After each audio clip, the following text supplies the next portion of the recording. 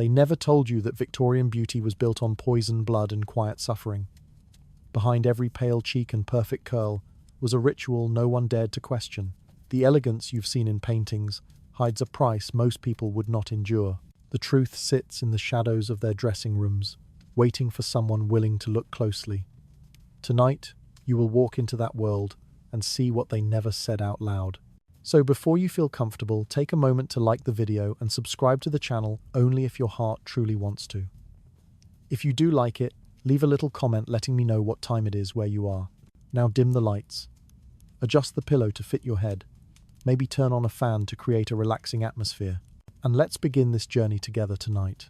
If someone unfamiliar with the era were placed in the heart of Victorian society, the first thing they might notice is how every woman's appearance seemed carefully designed to fit a single vision of beauty. A vision so strict and so fragile that it shaped nearly every aspect of daily life.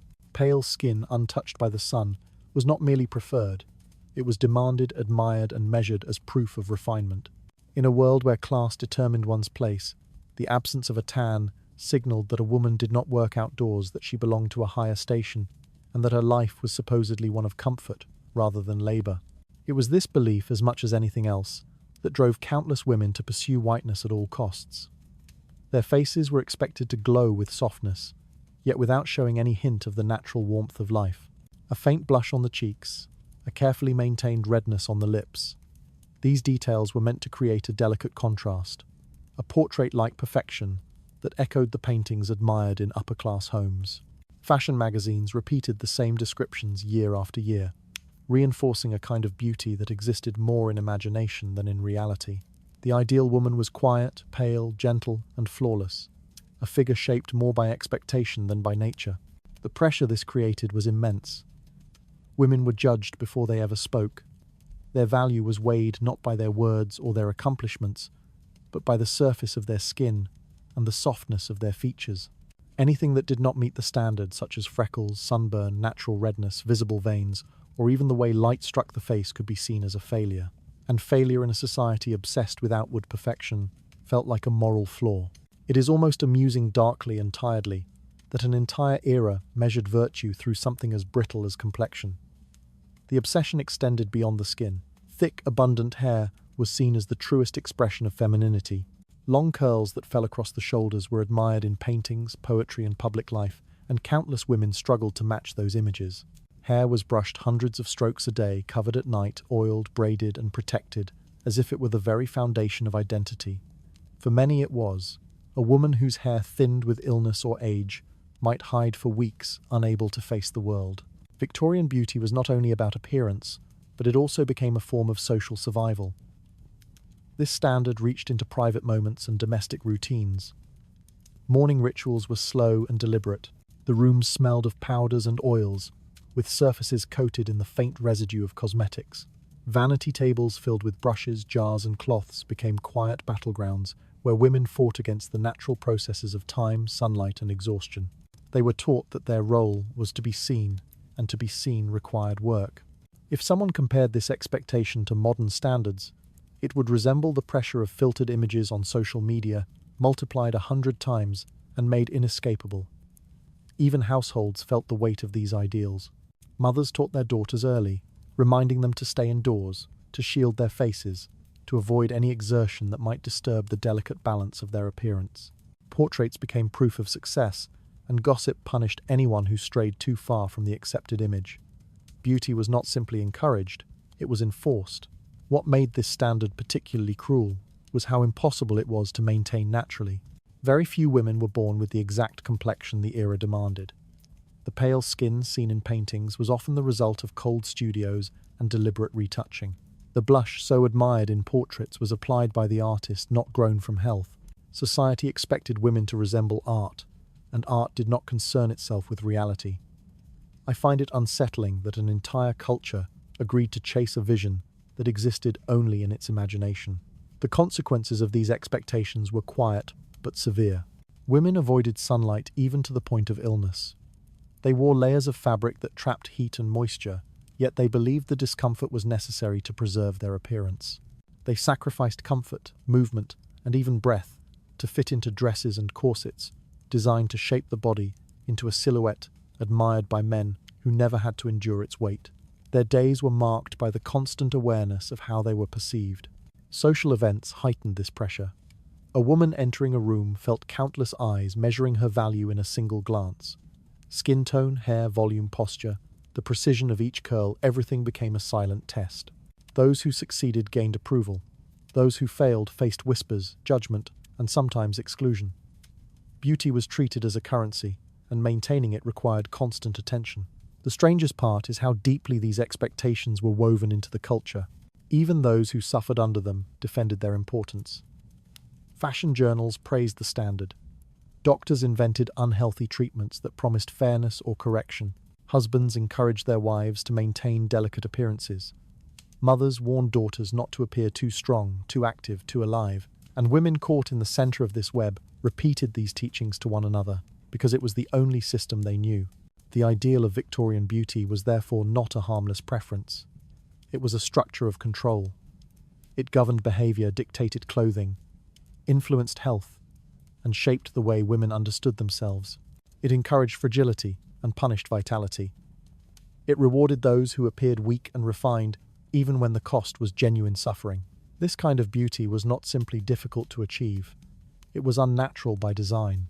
It was an ideal created by the wealthy, enforced by society, and internalized by women who were taught to fear deviation. The result was a culture where appearance carried more weight than well-being, where self-preservation was seen as vanity, and where sacrifice became a silent expectation in the pursuit of elegance. Victorian beauty, then, was not an art. It was a burden. A pale face could hide exhaustion. Glossy hair could conceal illness. Neat curls could disguise desperation. Behind each carefully crafted exterior was a woman trying to meet a standard that never belonged to her in the first place. And all of this pressure existed before the poisons, before the powders, before the dangerous secrets that would later define the era's darkest beauty practices. Those methods came later: the lead, the mercury, the deadly mixtures. Before they appeared, the foundation had already been set. Society had already taught women that their worth was fragile and that fragility was beautiful. The picture of elegance rests heavily on the quiet suffering that upheld it. Another corner of this world moves beneath the surface of pale faces and polished curls, and within that hidden place waits something far more disturbing than the ideal itself. The desire for a pale, almost translucent complexion governed Victorian beauty more strictly than nearly any other expectation. Paleness was more than a preference. It was a declaration of status, signaling that a woman lived far from labor sun and the harshness of ordinary life. To appear white as porcelain was to present oneself as untouched by the world, a symbol of refinement in a society where refinement was often confused with fragility. The idea settled deeply, shaping habits, routines, and even the architecture of homes where heavy curtains filtered daylight to protect the skin of those inside. Women avoided the sun as though it were an enemy. Streets filled with parasols, wide hats, layers of veils, and gloves pulled tight, not for fashion but for shielding. Even brief exposure became a source of anxiety. A mild flush from walking too quickly, or a faint hint of warmth along the cheekbones, could feel like failure. There was a silent rule, understood without being spoken: the less evidence of life on the skin, the better. It was a strange contradiction, expecting vitality to present itself as weakness and health to masquerade as illness. This obsession grew stronger in urban centers, where pollution filled the air and natural sunlight rarely touched the ground. Even when the sun appeared, women remained indoors, convinced that beauty required distance from the natural world. Those who worked outdoors, or whose faces bore the traces of daily labor, were immediately recognized as belonging to a different class. Pale skin separated the privileged from the ordinary, and society guarded that boundary fiercely. It is almost darkly humorous that an entire era treated sunlight as though it were a scandal waiting to happen. The avoidance of sunlight alone was not enough. Many women found that nature would not cooperate with their ambitions, and so they turned to artificial means. Powders, lotions, and creams, promising a whiter complexion, appeared in nearly every household. Their ingredients casually listed, but rarely understood. Chalk was common. Vinegar was expected. But alongside them were substances far more dangerous. Lead-based mixtures, corrosive chemicals, and acidic solutions sold under gentle names offered the illusion of refinement while quietly damaging the skin beneath. Redness, peeling, swelling, and sores were hidden beneath heavier layers of powder, creating a cycle of injury and concealment. The danger did not dissuade them. In a society that rewarded the appearance of delicacy, many accepted the harm as part of the routine. Mothers introduced their daughters to these practices early, teaching them how to apply whitening creams with care, how to stay near windows without letting the sun touch their faces, and how to avoid exertion that might bring unwanted color to their cheeks. Beauty was not a choice, it was a lesson. Public places often reinforced the standard. Paintings in galleries displayed noble women with skin so pale it seemed carved from stone. Fashion illustrations emphasized the same ghost-like tone. Writers idealized heroines, whose faces glowed with cold refinement. The message repeated itself, endlessly echoing through books, conversations, and even polite criticism. A woman with natural warmth to her complexion might be told she looked too lively, a comment that masked disapproval beneath politeness. Yet the truth behind this expectation was cruel. Pursuing paleness meant distancing oneself from life. It meant hiding from warmth, from movement, from air and sun. It meant letting the body weaken under the demands of society. If someone in the modern world compared this obsession to contemporary filters that smooth every feature and erase every flaw, the resemblance would be uncomfortably clear. Victorian women lived beneath the weight of an unrealistic image long before photography existed to enforce it. The methods they used became increasingly desperate. Some applied vinegar so frequently that their skin cracked, causing a raw sting beneath layers of powder. Others used ammonia to burn away freckles. Some purchased imported creams without knowing they contained mercury or lead, trusting advertisements that promised purity and gentle light. These substances worked in the sense that they altered the skin, but the transformation came with illness, tremors, and long-term damage. Women endured side effects, silently convinced that the sacrifice was necessary. I find it deeply unsettling to imagine the pressure created by these expectations. I cannot help but think that beneath every pale face was a woman quietly negotiating with pain, trying to meet a standard she never chose. The culture rewarded them, not for who they were, but for how convincingly they could erase themselves. Their skin became a canvas on which society painted its values, leaving the women themselves nearly invisible. The most tragic part was how normal it all seemed to them. Doctors warned occasionally of the risks, but few listened. Families praised daughters for their fairness without asking how it was achieved. Merchants sold whitening products openly confident that demand would never fade. The cycle had been built long before the poisons entered the picture. The poisons simply found a home in a system already willing to accept harm for the illusion of perfection. In the end, the obsession with white skin was not simply about beauty. It revealed a deeper truth about Victorian society, a longing to appear refined regardless of the cost, a reluctance to acknowledge the realities of daily life, and a willingness to trade health for status. The pale faces admired in that era were not symbols of purity. They were symbols of pressure, fear, and the quiet suffering hidden beneath powdered calm. The quiet pursuit of whiteness left behind more scars than elegance. Another layer of this world waits in the shadows of powder jars and shuttered windows, and within that shadow lies a cruelty far sharper than the pale ideal that shaped these women. The use of lead-based creams was so common in Victorian life that many women kept a small jar of it on their vanity, as casually as one might keep a comb or a hand mirror. These creams promised a smoother complexion, a brighter pallor, and a surface free from freckles, veins, and marks of fatigue. To most users, they seemed like a simple solution to a demanding standard. The mixture glided onto the skin with a soft, chalk-like texture, masking imperfections beneath a uniform whiteness that appeared calm, even when the skin underneath was anything but. Lead was valued for its covering power. It clung to the skin, creating a matte surface admired in portraits and public gatherings. Women applied it in layers, adding more whenever the natural tone beneath threatened to reappear.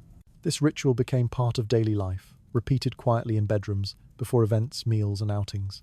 Vanity tables bore the evidence powder scattered along the edges, cloth stiffened from repeated wiping, and jars whose lids were worn smooth from constant use. In a culture that equated beauty with pale perfection, lead became a silent companion. The consequences revealed themselves slowly. Skin deprived of air and irritated by the metal began to peel. Lips cracked, then ulcerated. The redness hidden beneath whitened layers grew worse with each application. Some women developed tremors or numbness, though few recognized the connection. They blamed climate fatigue, or chance anything but the cream that sat harmlessly among their personal belongings. It is almost bitterly amusing that a substance known to corrode metal was trusted to soften the human face. Yet the warnings existed. Doctors occasionally published notes describing the effects of lead poisoning, detailing how the body absorbed it through the skin and how it eroded the mouth and gums. These reports circulated quietly, overshadowed by advertisements that insisted their products were gentle, pure, or refined. The ideal of whiteness was stronger than the fear of illness. Women accepted the risk because beauty was not optional. It was a requirement woven into the structure of society. Advertisements targeted this pressure skillfully. They displayed pale, serene faces with perfect symmetry, promising that their creams could erase time, sun, and hardship. They rarely mentioned ingredients. Instead, they used phrases like restorative glow or delicate finish. The elegance of the language masked the harshness of the chemicals. Women bought the products because they wanted to resemble the figures they saw in paintings, remote, calm, unblemished. For many, the cost to their health felt distant, something that happened to others. The lead-based creams often came in ornate containers decorated with flowers, initials, or soft pastels, making them appear gentle even as their contents burned the skin. Many kept them displayed openly, unaware of the danger. Some applied them to daughters preparing for their first social seasons. The damage passed quietly from one generation to the next, wrapped in tradition and expectation. What made the practice particularly insidious was how slow the deterioration could be. A woman might notice dryness one month, sores the next, and eventually loosening teeth. By the time the cause became clear, the habit was difficult to break. Social pressure did not ease simply because illness appeared. A woman with blotched skin risked greater judgment for not using the creams than for suffering from them. Appearance mattered more than health, and the community reinforced that message constantly. Lead left marks on the body that could not be hidden forever. Some women wore veils more frequently, pretending it was a fashion choice. Others avoided close conversation to hide inflamed lips or receding gums. Some withdrew from public life entirely. These quiet disappearances were seldom questioned. Victorian society was accustomed to women fading from view, whether through illness, isolation, or expectation. Beauty required sacrifice, and the community rarely acknowledged what that sacrifice cost. If someone compared this dependence on harmful cosmetics to modern reliance on certain harsh beauty trends, the similarity would be troubling. The tools changed, but the underlying pressure remained recognizable across time. Women were encouraged to trust products more than their own well-being, and industries profited from that trust.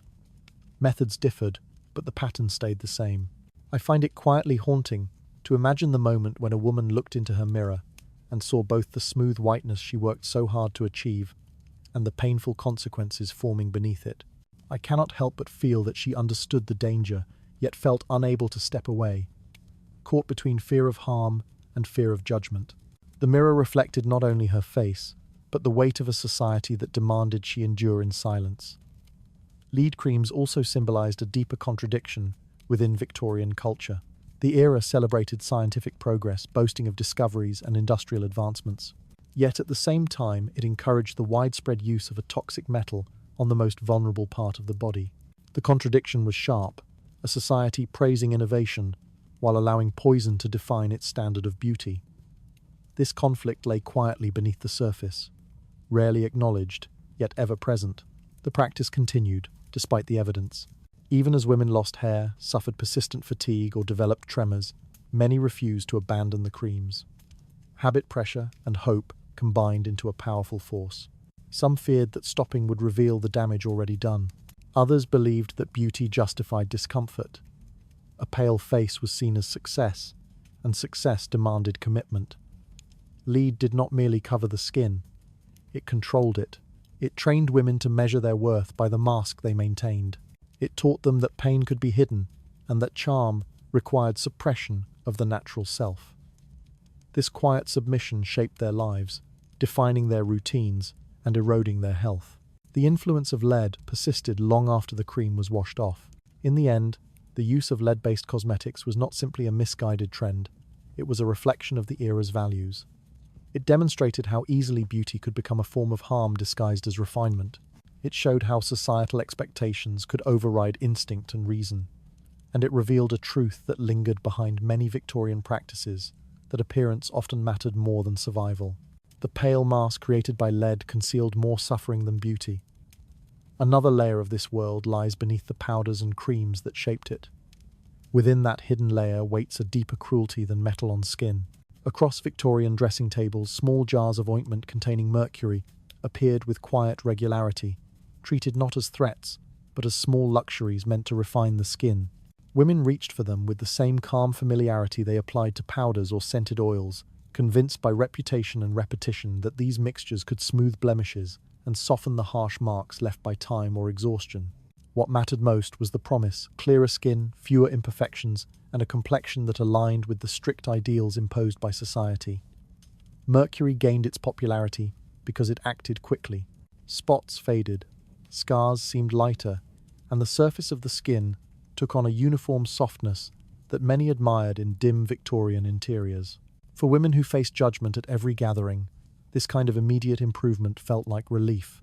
They dabbed the ointment along their cheeks, temples, and jawlines, unaware that each application carried a cost hidden beneath the cool sensation. Even when curiosity arose about its contents, the desire for smoothness overwhelmed any hesitation.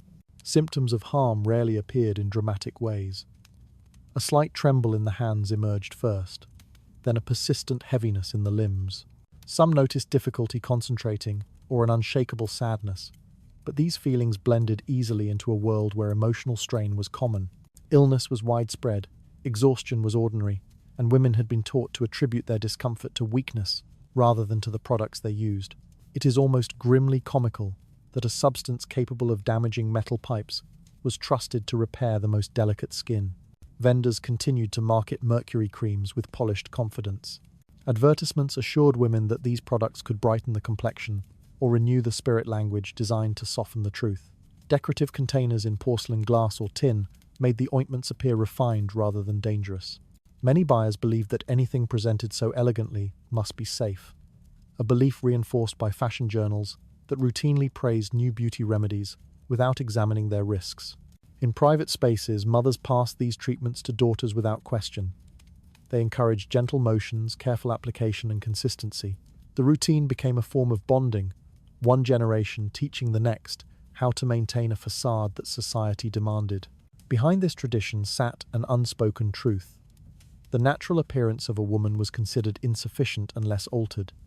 Mercury merely provided a faster way to achieve what social rules already required. As the days accumulated, so did the damage. Skin thinned, nerves faltered, emotional stability wavered. Some women lost their ability to perform delicate tasks. Their hands shook while sewing hems or arranging flowers. Others withdrew into long periods of sadness, unable to explain the weight settling inside them. These symptoms remained hidden behind closed doors because discussing them invited judgment. Beauty was expected to look effortless, and admitting harm implied failure. If someone compared this Victorian silence to the modern tendency to downplay injuries caused by certain beauty practices, the parallel would feel disturbingly clear. Different centuries, different tools, yet the same reluctance to acknowledge the cost behind the appearance. Reports of mercury poisoning occasionally surfaced in medical journals, but they rarely traveled beyond academic circles. Doctors described neurological decline, emotional instability, and physical tremors linked to mercury absorption. Yet these warnings reached too few and convinced even fewer. Most women believed that something so widely used could not possibly be dangerous. Familiarity disguised the threat, and the desire for perfection dulled caution. Social expectation played a stronger role than any advertisement. A woman whose complexion betrayed even slight irregularities risked whispers, criticism, or exclusion. Beauty was not only a personal pursuit, it was a moral metric. Smooth skin suggested discipline and refinement, while blemishes hinted at neglect. Mercury offered a way to align with these strict judgments, so women tolerated its effects, believing that acceptance depended on the image they presented. I find it deeply unsettling to imagine a woman standing before her mirror, sensing that the ointment she used daily was harming her, yet feeling unable to abandon it. I cannot escape the thought that many recognized the danger, but felt cornered by expectations powerful enough to override instinct. The mirror, rather than offering reassurance, became a reminder of the bargain she had made. Mercury treatments exposed the contradictions woven into Victorian ideals. The era celebrated scientific progress, praised modernity, and claimed rational advancement. Yet it simultaneously encouraged the use of a neurotoxin on the skin. Refinement and danger coexisted disguised beneath ornate labels and soft colors. Elegance relied on ingredients that eroded both body and mind. Women who suffered severe damage often withdrew from public life, disappearing quietly without explanation. Household members referred to illnesses, vaguely avoiding questions. Society accepted this absence because it fit a familiar pattern. Women faded when their appearance no longer matched expectations. The silence surrounding these disappearances preserved the illusion of beauty, rather than confronting the reality of its consequences. Mercury did more than smooth skin. It reinforced a cultural belief that harm could be tolerated if it produced the correct appearance. The smooth mask mattered more than the trembling hands beneath it. Public admiration mattered more than private suffering. In this way, Mercury became not just a cosmetic substance, but a symbol of an era willing to sacrifice well-being for refinement. The cool gleam of Mercury hid more damage than beauty ever justified. Another corner of this world gathers behind the jars and treatments once trusted without question. Deeper in that corner lies a truth far harsher than the polished surface those creams promised. In Victorian society, the pursuit of beauty quietly evolved into a slow form of self-destruction, accepted not only by those who suffered under it, but also by the culture that praised their endurance. Many women understood, at least in fragments, that the substances they applied were harmful. Yet they continued to use them because the alternative, appearing imperfect, felt far more dangerous. The expectation to remain delicate, pale, and refined outweighed warnings whispered by physicians or rumors shared between neighbors. Every jar, powder, and cream carried a quiet threat, but the promise of beauty made that threat strangely tolerable. Public admiration reinforced the behavior. When a woman appeared with a pallor that suggested fragility, others praised her elegance. When she fainted easily or appeared tired, they interpreted it as a sign of aristocratic softness rather than declining health. The more delicate a woman seemed, the more society insisted she was admirable. It was a world in which weakness became a symbol of status, and suffering blended seamlessly into the rituals of daily life. It is almost darkly humorous that an era claiming moral superiority encouraged women to harm themselves to look respectable. Cosmetic ingredients were rarely questioned. Lead whitened skin, mercury smoothed blemishes, and arsenic brightened the complexion. These substances circulated freely through homes and markets, wrapped in gentle language and ornate packaging. Women saw them on vanity tables belonging to mothers, sisters, friends, and neighbors. Familiarity bred trust. No one considered that routine exposure to poison slowly eroded the body. Instead, the focus remained on the immediate effect: a cleaner appearance, a softer glow, a smoother surface. Those who hesitated faced subtle pressure. A woman who refused certain treatments risked appearing careless or unfeminine. Friends insisted she would get used to it. Merchants reassured her that countless others used the same products without complaint. Even husbands occasionally encouraged the sacrifice, believing it a sign of devotion to social expectations. The entire community participated in shaping a beauty standard that demanded silent suffering, creating an atmosphere where caution felt defiant and compliance felt natural. The harm unfolded gradually. Skin thinned, nerves weakened, breaths shortened, and moods darkened. Women endured these changes with quiet resignation, telling themselves that discomfort was part of the ritual. They learned to hide symptoms behind layers of powder or veils. Fainting became so common that it was considered fashionable. Weakness was romanticized as sensitivity. Social gatherings often involved women sitting in stiff chairs, their corsets tightening, their skin coated in lead, their bodies attempting to keep pace with an ideal their health could not sustain. Yet the reality beneath those polished surfaces was far from glamorous.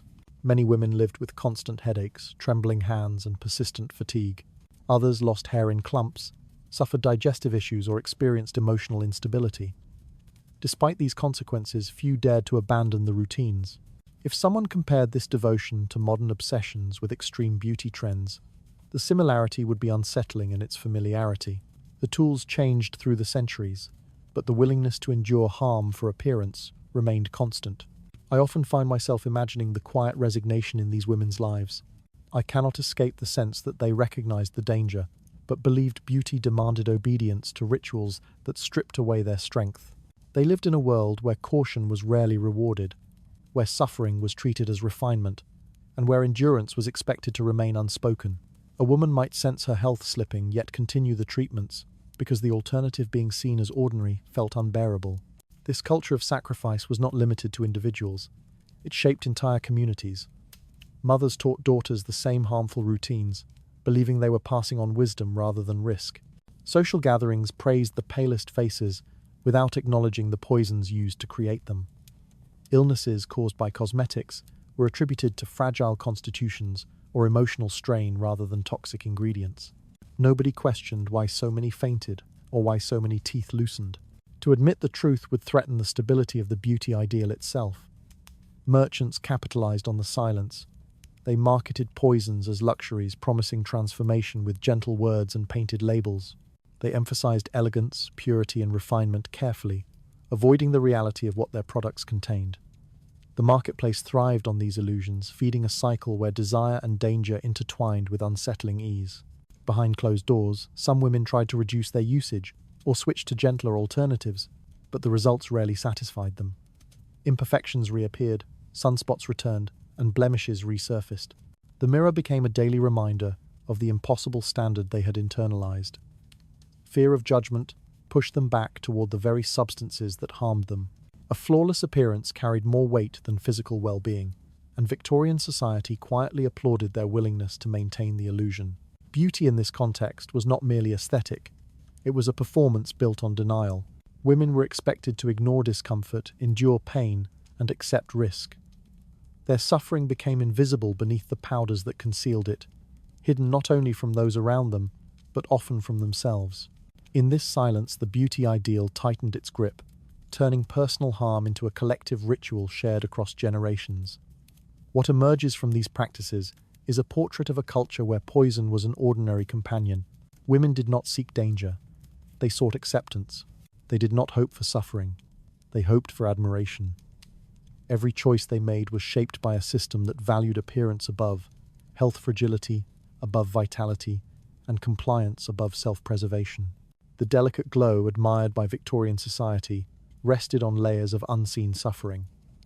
Another shadow gathers behind this pursuit of elegance, quiet yet persistent. Hidden in that shadow waits a truth far more painful than the beauty it demanded. Across Victorian bedrooms, bowls of vinegar and small packets of alum powder sat quietly among combs, brushes, and handkerchiefs, treated as ordinary tools of beauty rather than the harsh ingredients they truly were. Many women used them as a simple way to prepare their skin before facing the world. Vinegar, when mixed with finely ground powders, created a pale foundation that clung tightly to the skin. Alum helped it stiffen into place, forming a surface that appeared smooth under candlelight and in the dim interiors where social life unfolded. The mixture stung faintly upon application, but the sensation was accepted without complaint. The pursuit of a white, controlled complexion drove this practice. Sunlight was considered dangerous to elegance, and natural color on the skin was often dismissed as vulgar. Vinegar provided a sharp cooling effect that temporarily tightened pores, while alum acted as a binding agent that locked the powder into a uniform sheet. The combination produced a pale mask that matched the ideals promoted in magazines and portraits. Women believed it was a small price to pay for refinement. Irritation was common. The acidic nature of vinegar dried the skin, leaving it tight and raw beneath the powder. Alum, despite being praised for its purifying qualities, caused redness or swelling when used repeatedly. Many women knew this, yet persisted. A perfect complexion was seen as a sign of discipline, and a disciplined woman was admired. It is almost darkly amusing that a society obsessed with gentility encouraged its citizens to apply substances that behaved more like household cleaners than cosmetics. The beauty routines built around vinegar and alum were often passed from mother to daughter. Young girls learned how to mix the ingredients carefully, adding just enough powder to thicken the liquid, but not so much that it cracked upon drying. They watched their mothers pat the mixture onto their cheeks and forehead, smoothing it until the entire face resembled porcelain. This process became a quiet ritual repeated every morning before social gatherings, dinners, or even brief walks outside. Women rarely spoke openly about the discomfort, admitting that the mixture caused pain or irritation. risked appearing weak or overly sensitive qualities Victorian society discouraged. Instead, they maintained a calm exterior, insisting the sensation was simply part of the beauty process. The phrase "beauty requires suffering" circulated widely not as a complaint, but as a rule. Endurance was expected, and those who bore the discomfort silently received subtle social approval. The downside became more visible over time. Frequent use of vinegar strips moisture from the skin, making it fragile and prone to cracking. Alum caused some women to develop chronic irritation, particularly around the nose and mouth where the mixture settled most heavily. Small cuts and inflamed patches appeared hidden each morning beneath fresh layers of powder. In many cases, the treatment damaged the skin more than the imperfections it was meant to hide. If someone compared this harsh ritual to modern chemical treatments, when overused, the similarity would be uncomfortable but unmistakable. The cycle persisted because beauty was not simply personal, it was public. A woman whose face appeared smooth and pale received compliments in drawing rooms and marketplaces. Her appearance signaled control, respectability, and a willingness to conform to the expectations of her class. That praise outweighed the private discomfort. Even when the skin split beneath the mixture or burned after washing it off, many women continued the routine because stopping meant allowing their natural complexion to reappear. I often imagine the moment when a woman washed away the day's layers and saw the raw skin underneath stinging from hours of contact with vinegar and alum. I cannot help but think she understood the harm, but feared the judgment that would follow if she abandoned her routine. For many, the mirror became a reminder not of beauty, but of the fragile boundary between appearance and pain. Merchants contributed to the problem by promoting alum as a miracle substance. They claimed it tightened the flesh, cleared blemishes, or refined the complexion. Vinegar was described as refreshing or cleansing, though little was said about its corrosive effects when applied daily. Beauty manuals encouraged women to store the ingredients in cool places, mix them fresh each morning, and use them generously. Instructional guides treated the process as both normal and necessary. The ingredients were inexpensive and easy to obtain, which made them especially popular among women who could not afford imported creams or luxurious powders. Vinegar came from household supplies. Alum could be purchased cheaply at apothecaries. This accessibility allowed the trend to spread rapidly across social classes. Even women who rarely attended formal gatherings used the mixture to prepare themselves for errands, visits, or church services. The irony of the practice was often lost on its participants. The very substances that tightened their skin also broke it down. The pale color they sought came at the expense of dryness and long-term damage. Powder settled into cracks created by irritation, worsening the appearance it was meant to conceal. Yet stopping the routine felt unthinkable because natural skin tones were treated as marks of labor or neglect. Victorian beauty ideals relied on a sustained illusion. Women were encouraged to present themselves as statuesque, unchanging figures, untouched by weather, emotion, or time. Vinegar and alum helped maintain that illusion, providing a mask that looked flawless in low light, while hiding the stress placed on the skin beneath it. The more damage the mixture caused, the more makeup was required to cover it, trapping women in a cycle that reinforced itself each morning. By the time some women recognized the long-term harm, the habit had already become ingrained. Breaking it meant confronting not only physical discomfort, but social scrutiny. A face without its pale covering looked unfamiliar even to its owner. Returning to natural color felt like an admission of defeat, and Victorian society was not kind to those who deviated from its expectations. In the end, vinegar and alum were not merely crude cosmetics. They were symbols of a culture that placed appearance above well-being. They represented the willingness of women to endure pain quietly, in exchange for acceptance. They revealed how easily societal ideals could transform ordinary substances into tools of self-harm. The white surface created by vinegar and alum concealed more suffering than refinement. Another passage within this world darkens behind the powders mixed so faithfully each morning. Deeper in that passage rests a truth harsher than the sting that spread across their skin. Drops of belladonna found their way into Victorian beauty routines, with a disturbing ease welcomed as tools that could widen the eyes and create an expression considered alluring in dimly lit parlors and candlelit gatherings. Women who desired a soft, dreamy appearance turned to these extracts because the results were immediate. A few drops caused the pupils to dilate, giving the eyes a dark, shimmering quality that nobles and poets praised as mysterious. Beauty manuals recommended the practice quietly, noting its effectiveness without dwelling on the danger it carried. The pursuit of expressive eyes was not new, But Belladonna transformed it into something far more perilous. Extracted from a plant known for its deadly poison, the substance worked by interfering with the muscles of the eye, forcing them to remain open wider than nature intended. The initial effect was striking a glassy brightness, a deeper gaze, a softness that photographs and paintings struggled to capture. Women saw the change and believed it was worth the discomfort that followed. Blurriness, dryness, and a faint burning that settled in the corners of their vision. As the days passed, these symptoms grew more pronounced. Some struggled to see clearly in daylight, where the enlarged pupils let in more light than their eyes could manage. Others found themselves sensitive to movement, unable to focus quickly. Belladonna interfered not only with vision but with balance, leaving women unsteady when rising from chairs or navigating uneven streets. Still, many continued to use it, encouraged by the admiration they received during social events. It is almost bleakly funny that an era obsessed with propriety encouraged the use of a poison simply to create a slightly wider stare. Belladonna's effects were unpredictable, varying from woman to woman. Some experienced only temporary discomfort, while others suffered lasting damage.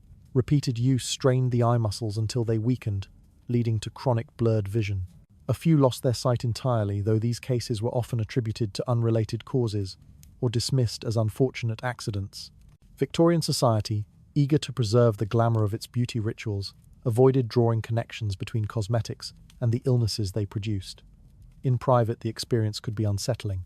Women described moments where the world around them seemed too bright, too distorted, or too distant. They blinked rapidly to regain focus, or turned their heads to compensate for the difficulty in tracking motion. Yet when they looked into mirrors, the result remained compelling. The wide, darkened pupils created an impression that was hard to resist, especially in a culture that valued soft femininity above health. If someone compared this dangerous practice to modern use of extreme cosmetic enhancements, the resemblance would be difficult to ignore. I often imagine the slow realization that must have occurred for some women, those who understood their vision was deteriorating, yet felt unable to stop. I cannot help but believe they continued partly out of fear, partly out of hope, and partly because stepping away seemed to risk their social identity. The pressure to maintain beauty outweighed instinct, pushing them further into routines they privately questioned. Belladonna drops were expensive, and this exclusivity elevated their perceived value. Wealthy women used them for formal gatherings, balls, or theatrical events, where beauty was not just appreciated, but required. Servants sometimes helped apply the drops, unaware of the harm they assisted. Apothecaries sold them discreetly, offering instructions wrapped in vague, gentle language. The secrecy did not lessen the practice. It only reinforced the belief that beauty required knowledge shared in quiet corners, rather than openly discussed. Victorian society celebrated the resulting appearance. Writers described luminous eyes or haunting gazes, crediting them as signs of emotional depth or refined sensitivity. These descriptions, often penned by men, shaped the expectations placed on women. A natural gaze seemed dull in comparison, and women who refused to use the drops risked appearing plain or unremarkable. The admiration given to those who complied made the danger feel distant even when symptoms became unavoidable. Yet despite the praise, the deterioration was difficult to conceal. Some women adopted the habit of lowering their eyes, frequently both to shield them from light and to hide the redness that grew more persistent with each application. Others avoided reading or sewing because focusing strained their vision. The limitations piled quietly onto their lives, making ordinary tasks increasingly difficult. The beauty ideal that demanded wide, darkened eyes gradually stole the ability to use those eyes freely. Belladonna revealed a painful contradiction at the heart of Victorian beauty, that appearance held more value than function. A woman who could no longer see clearly might still be praised for the expression the poison created. Her suffering remained invisible beneath the admiration. Her weakening eyesight was a private burden, while the public enjoyed the fleeting illusion of her enhanced gaze. In the end, the practice did not survive because it was effective. It survived because it aligned perfectly with the demands of a culture that rewarded fragility. The widened eyes created by Belladonna did more than alter appearance. They symbolized submission to an ideal that placed aesthetics above autonomy. Each drop was a quiet reminder that beauty in Victorian society was often achieved at the expense of one's own senses. The shimmering gaze created by Belladonna masked more loss than allure. Another corridor of this world stretches beyond those darkened pupils. Waiting along that corridor is a truth far colder than the brief glow the poison produced. In the dim glow of Victorian homes, the effort to create perfect curls often relied on a method that balanced dangerously between beauty and disaster. Many women used open flames, candles, oil lamps, or burning splints to heat metal rods or curling tools, pressing them directly against their hair in hopes of shaping soft spirals that matched fashionable illustrations. The process was simple but treacherous. A moment of distraction, a tremor in the wrist, or a spark carried by a draft could scorch a lock of hair instantly.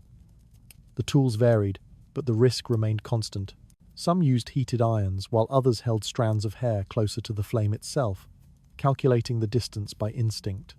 The smell of singed ends became familiar in households where beauty preparations took place. A faint crackle signaled that the hair had grown too hot, yet the pursuit of curls continued. Women believed that elegance required patience, and patience often required pain. It is almost bleakly amusing that a culture claiming sophistication encouraged people to bring their heads dangerously close to open fire. The lack of protective equipment made the practice even more hazardous. No gloves guarded their hands, no shields kept flames at a safe distance, and no reliable tools regulated heat. Everything depended on guesswork. If the iron overheated, it burned instantly. If it cooled too much, it failed to curl. Women hovered between these extremes, adjusting by feel rather than by measurement. Scalp burns, scorched fingertips, and uneven patches of hair were treated as ordinary consequences. Social expectation reinforced the habit. Fashion plates depicted women with cascading curls arranged in precise patterns, suggesting that natural straight hair lacked charm or refinement. Curls represented romance, softness, and femininity qualities Victorian society demanded. Those who managed to tame their hair into these shapes were praised for their effort, while those with unruly or scorched strands faced quiet criticism. Beauty manuals provided detailed instructions for achieving the ideal, yet glossed over the injuries often involved. The environment itself added to the danger. Victorian homes relied on candles and oil lamps for lighting, making flames a constant part of everyday life. In rooms filled with fabric draperies, wooden furniture, and flammable powders from cosmetics, a simple miscalculation posed a serious risk. Yet the pursuit of curls never stopped. Women sat near mirrors lit by candles, heating irons in the flame while hoping not to ignite their surroundings. If someone compared this procedure to modern hair tools, set at maximum heat with no safety features, the similarity would be startling. Accidents were more common than records suggest. Hair caught fire silently before the person using the flame even noticed. The scent of burning hair spread quickly, followed by frantic attempts to smother the flame. Some lost entire sections of hair, others suffered burns on their hands, necks, or temples. These injuries rarely appeared in public accounts because acknowledging them invited embarrassment. Instead, women concealed the damage beneath hairstyles designed to hide missing patches or scorched areas. I often imagine the quiet tension of these moments, the stillness as a woman lowered her curling tool toward a strand of hair, knowing that one misplaced movement could bring intense pain. I cannot help but believe that fear lingered behind every attempt, yet social pressure pushed them forward regardless. Their reflection in the mirror offered no comfort. It simply reminded them of what they were expected to become. Despite the risks, the practice persisted because beauty standards allowed no alternative. Natural hair textures were rarely celebrated. Straight hair was considered dull. Tightly curled hair was too unruly. Only carefully arranged waves or ringlets matched the images in fashion publications. Women believed that failing to achieve this look meant failing socially. They endured burns silently, because the outcome, a head of soft curls, seemed worth the danger. Merchants seized this opportunity, selling heated tongs and curling tools without warning labels or instructions. Advertisements praised these implements as modern conveniences, promising graceful curls in moments. None mentioned the burns or fires that accompanied their use. The tools themselves often lacked insulation, forcing women to wrap cloth around the handles to avoid burns. The materials used to make them thin metal that heated unevenly made accidents even more likely. The psychological weight of this routine shaped women's confidence. A woman whose curls failed might cancel plans ashamed to appear in public without the expected hairstyle. Another might attempt the curling process repeatedly, despite growing blisters. The mirror became both a guide and a threat, reflecting either success or failure. leaving no room between the two. Over time, women adapted strategies to manage the risk. Some curled their hair over damp cloths in hopes of reducing heat. Others heated irons only briefly to limit the intensity. Yet these adjustments rarely eliminated danger. Victorian beauty demanded results, not safety. Each morning or evening, the routine continued, fueled by the belief that elegance required sacrifice. In the larger context of Victorian beauty practices, curling hair with fire revealed a pattern repeated across cosmetics, skincare, and fashion. The body was secondary to appearance. Safety mattered little compared to meeting the expectations set by society and reinforced by art, literature, and conversation. If hair burned, it could be styled differently. If the skin blistered, powder could cover it. Pain was simply woven into the meaning of beauty. Fire in this setting symbolized the precarious balance Victorian women lived within, seeking approval in a world that rewarded their suffering while ignoring its cause. They faced flames not because they wished to, but because the ideal demanded it. The curls, shaped by fire, carried more risk than glamour. Another stretch of this world begins behind the scorched ends left in so many quiet rooms. Within that stretch lies a truth sharper than the hiss of hair meeting open flame. Across Victorian society, wigs held a special place as objects admired for their richness and volume, yet they carried origins far more unsettling than the polished surfaces suggested. These finely crafted pieces appeared at theatres, dinners, and afternoon visits, worn by women who took pride in their elaborate hairstyles. Beneath their sheen, however, lay a truth that few addressed openly. The hair used to create them often came from the dead bodies lying in hospitals, morgues, or freshly filled graves. The trade operated quietly, but those who participated understood exactly where the hair originated. Collectors worked discreetly, removing hair from corpses before families arrived or after burial preparations were complete. Some enlisted attendance with bribes. Others visited graveyards during the quiet hours of night, separating hair from bodies that had barely settled into the earth. The demand never waned. Upper-class women, unable to achieve the fashionable fullness depicted in portraits, sought wigs made from real human hair because of their natural movement and ability to hold intricate styles. Transforming this harvested hair into an attractive accessory required careful work. Bundles were cleaned, combed, sorted by colour, and sewn onto woven bases by skilled wig makers. When finished, the wigs appeared elegant, free of any trace of their origin. Women admired their weight, their shine, their softness. They asked about craftsmanship, never source. Merchants offered assurances about quality, but they avoided honesty. It is almost darkly humorous that a society obsessed with refinement embraced accessories built from what had once rested in coffins. Once worn, the wigs blended perfectly into the wearer's appearance. Styled into curls, braids, or towering shapes secured by pins, they drew admiration in every setting. Compliments flowed easily directed toward women, whose hair seemed impossibly perfect. No one suspected, or perhaps no one wished to suspect, that the beauty before them had been taken from someone who would never again walk or speak. The dead, stripped of one last piece of their being, blended into the elegance of the living without acknowledgement. Yet these wigs carried risks far beyond the moral discomfort of their origin. Hair from corpses could harbour lice nits or fungal infections that survived the cleaning process. Women who wore such wigs sometimes developed itching sores or inflamed patches on their scalps. Physicians noted unexplained outbreaks of scalp disease among fashionable households, but they seldom linked them to the wigs, perhaps out of ignorance, or perhaps because no one wished to challenge the beauty habits of the elite. If someone compared this practice to modern concerns over unregulated cosmetic products, the similarities would be difficult to overlook.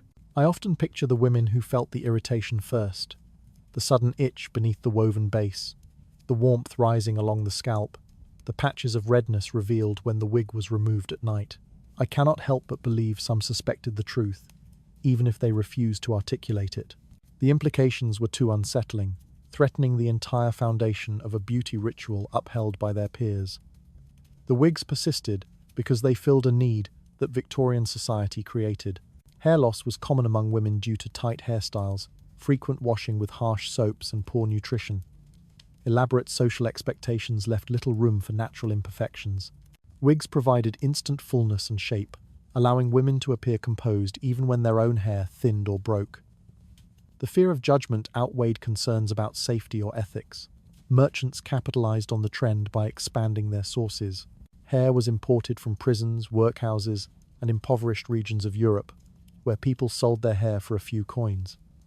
In famine-stricken communities, cutting one's hair became a means of survival.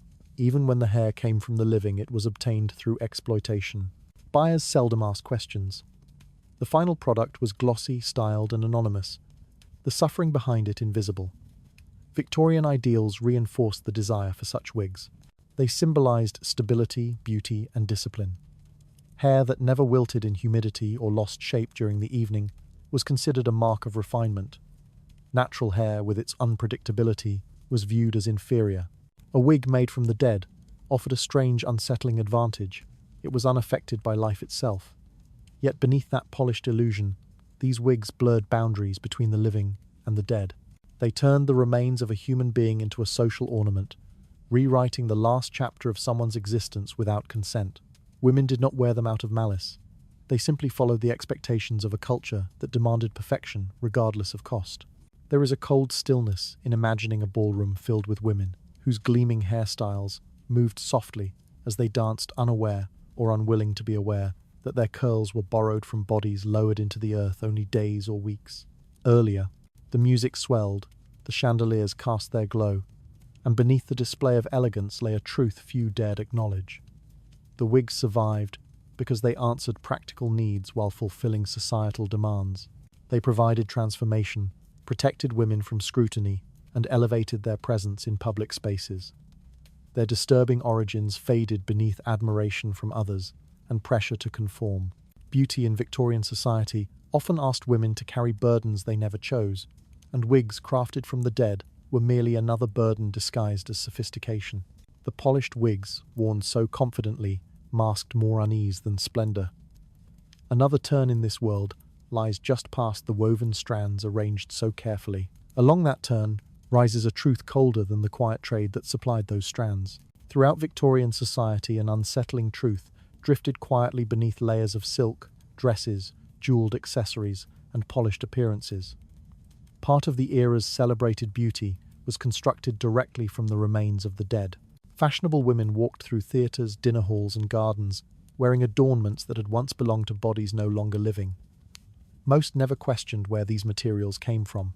Many preferred not to know. Beauty in the Victorian world was supported by silence as much as by artistry. Human hair was the most visible example, woven into wigs and extensions that enhanced volume and elegance. Women admired the fullness of these pieces, unaware or unwilling to acknowledge that the strands had been gathered from hospitals, morgues, and churchyards. The polished curls resting on their shoulders came from someone who had taken their final breath only days earlier. Yet the transformation of death into decoration was accepted with remarkable ease. It is almost grimly amusing that a culture so devoted to propriety embraced the contributions of corpses to maintain its charm. But hair was only one part of a broader practice.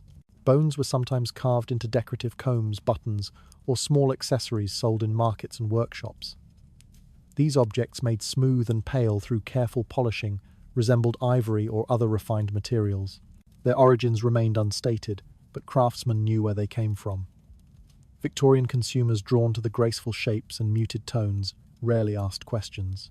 The absence of inquiry protected the trade far more effectively than secrecy ever could.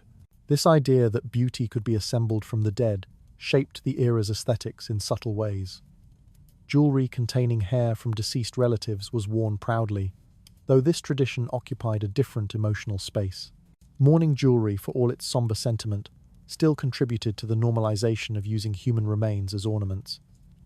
The line between commemoration and commodification blurred quietly. Women did not see themselves as participants in anything sinister.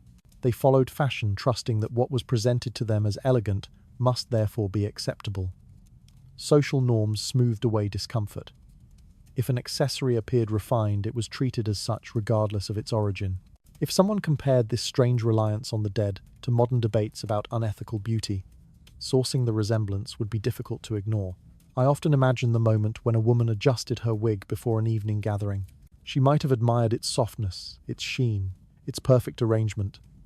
I cannot help but think she sensed a faint unease lingering beneath her appreciation, even if she quickly dismissed it. Victorian culture encouraged beauty to appear effortless, and part of that illusion relied on refusing to acknowledge the sacrifices, willing or unwilling, behind it. The uneasy silence surrounding this practice allowed it to flourish. Merchants supplied what customers desired, and customers asked only for elegance, not honesty. The chain connecting graveyards and drawing rooms remained unspoken. Even physicians aware of the infections spread through poorly treated hairpieces hesitated to criticize the trend directly. Their warnings were indirect, couched in vague language easily ignored. Meanwhile, the demand grew. Elaborate hairstyles could not be achieved with natural hair alone. Women needed volume, length, and texture that required external additions. Wigs and extensions became symbols of refinement, signaling wealth and good taste. The more elaborate the style, the more likely it incorporate hair not grown by the wearer. In an era obsessed with surface perfection, the source mattered far less than the effect. This acceptance extended beyond hair. Decorative fans, intricate brooches, and small keepsakes sometimes incorporated fragments of bone or teeth, though these items circulated less widely. Their rarity made them desirable among collectors who valued unique objects regardless of their unsettling origins. Victorian fascination with death created a cultural environment where such items were seen not as grotesque, but as curiosities reflecting the era's complex relationship with mortality. The irony was striking. A society that distanced itself from the laboring classes and insisted on moral discipline routinely consumed goods tied directly to death and decay. Elegance became intertwined with exploitation. Beauty depended on materials removed from those who could no longer object. The living borrowed from the dead without acknowledgement, and the dead were woven into daily life in ways rarely spoken aloud. As fashions evolved, the practice persisted. The hair trade expanded, reaching across borders to meet increasing demand. Some of the hair came from the living, impoverished women who sold their locks to survive. But a significant amount still flowed from the deceased, whose remains could not be refused. Victorian consumers received these materials through a chain of hands, each step smoothing away the discomfort until only beauty remained. There is a stillness in imagining Victorian ballrooms filled with women whose adornments glimmered under soft lamplight, each accessory carrying a silent story that no one wanted to hear.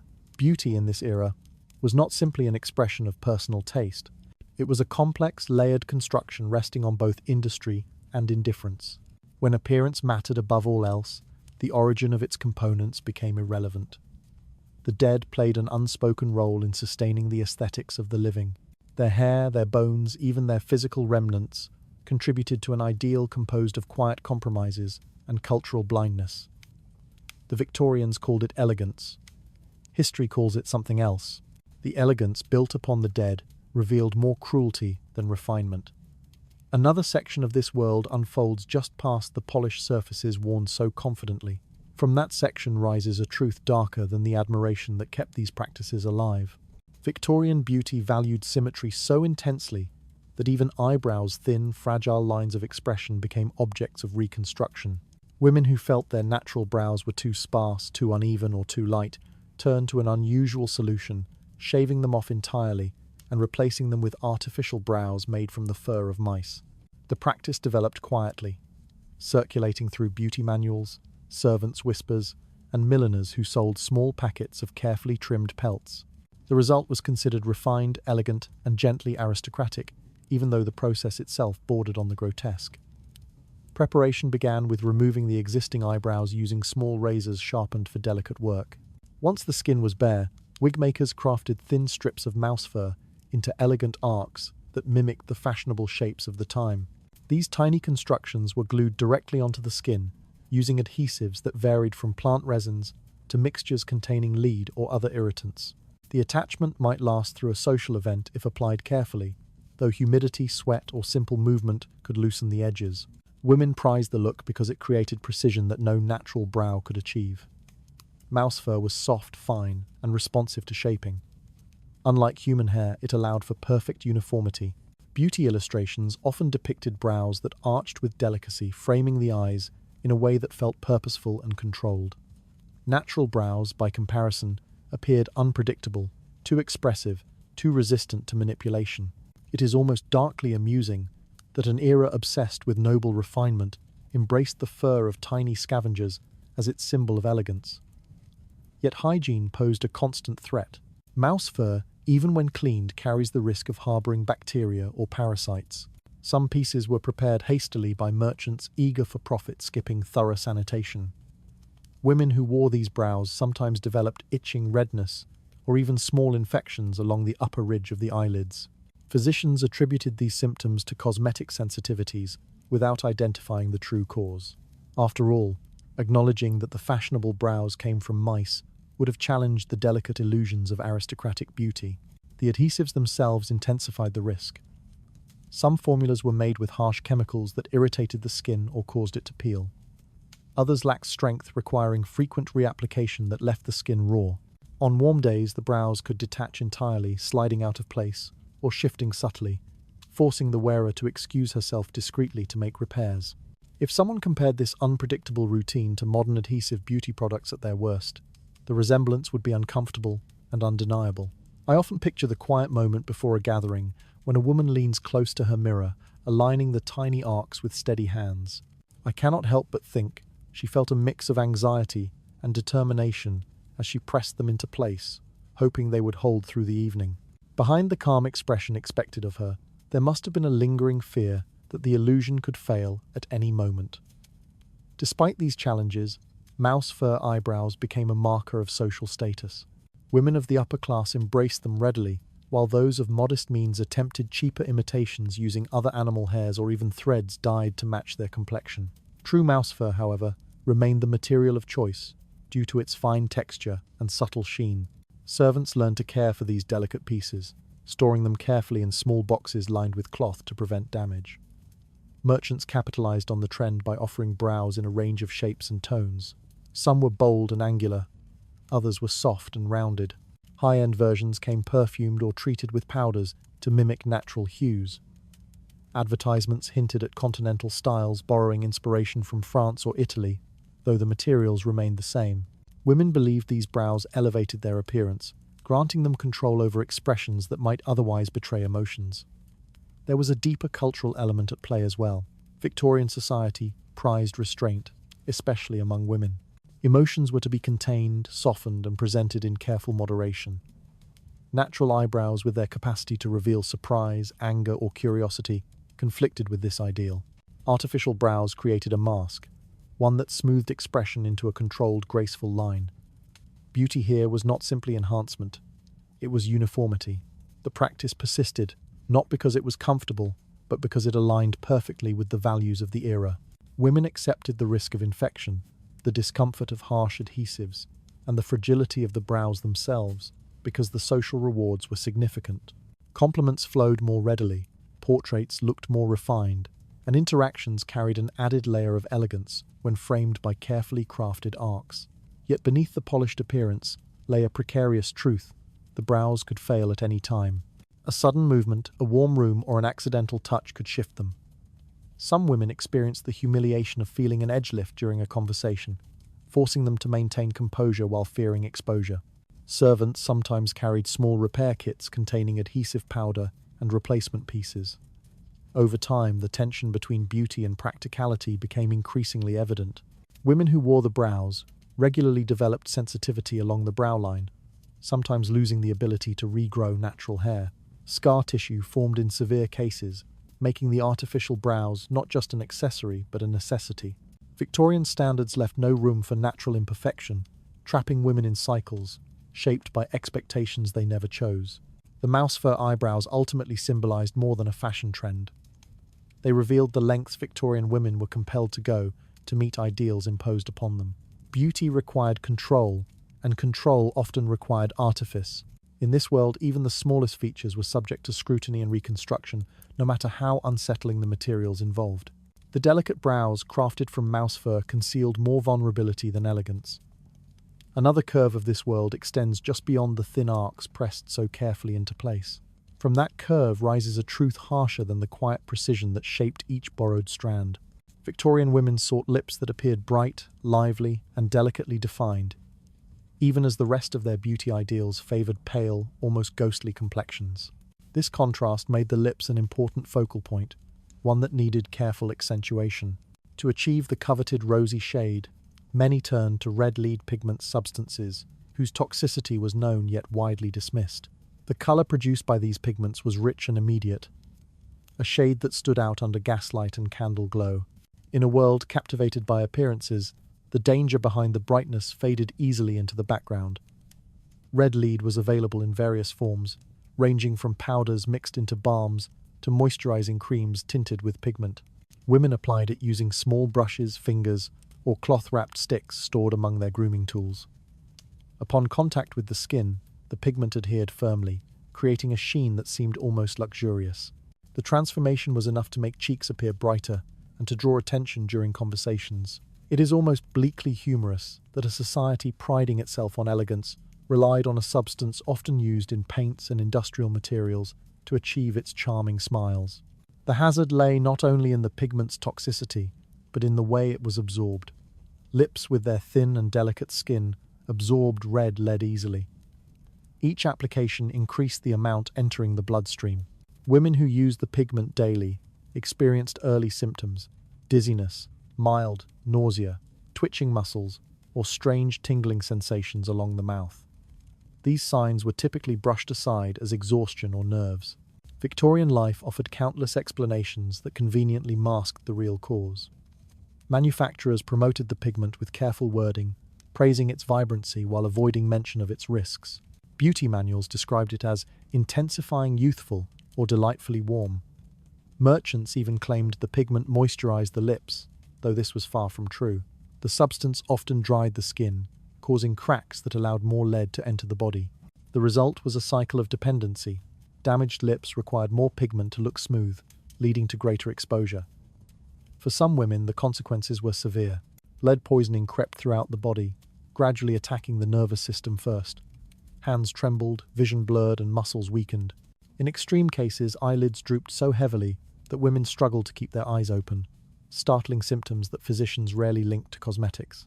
If someone compared this slow deterioration to modern warnings about toxic beauty ingredients, the resemblance would be immediate and unsettling. I often picture the moment when a woman looks into her mirror, noticing the slight quiver of her fingers as she reaches for the small pot of pigment. I cannot help but think she recognized something was wrong, even if she chose silence over confrontation. Beauty in her world demanded discipline, not caution. The quiet ache behind her eyes, or the heaviness in her limbs, became part of the daily routine she carried without complaint. Social pressure strengthened the habit. Women who appeared without vivid lips risked seeming dull or unwell. Portraits and fashion illustrations set impossible standards, portraying perfectly tinted lips that required imitation. Red lead became a symbol of refinement, a detail that separated those who followed fashion from those who lagged. Even as symptoms worsened, many feared abandoning the pigment more than continuing its use. Merchants reinforced this fear by offering slightly altered formulas labeled as safer, though these alternatives often contained similar ingredients.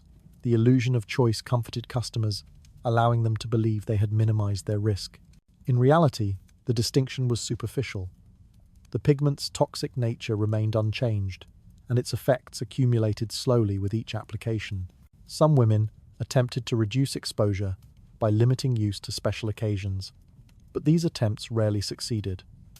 The desire for consistency pushed them back into daily application. Gaslit evenings intensified the need. Under soft, flickering light, red lips gained prominence. A woman whose lips faded into paleness risked being overlooked, and Victorian culture punished invisibility, quietly but sharply. The pigment influenced social interactions as well. A woman with vibrant lips appeared lively, confident, and attentive, while one without pigment seemed tired or withdrawn. This subtle judgment shaped first impressions, reinforcing the belief that beauty required constant maintenance no matter the cost. Women became trapped in a cycle where health diminished, while appearances improved.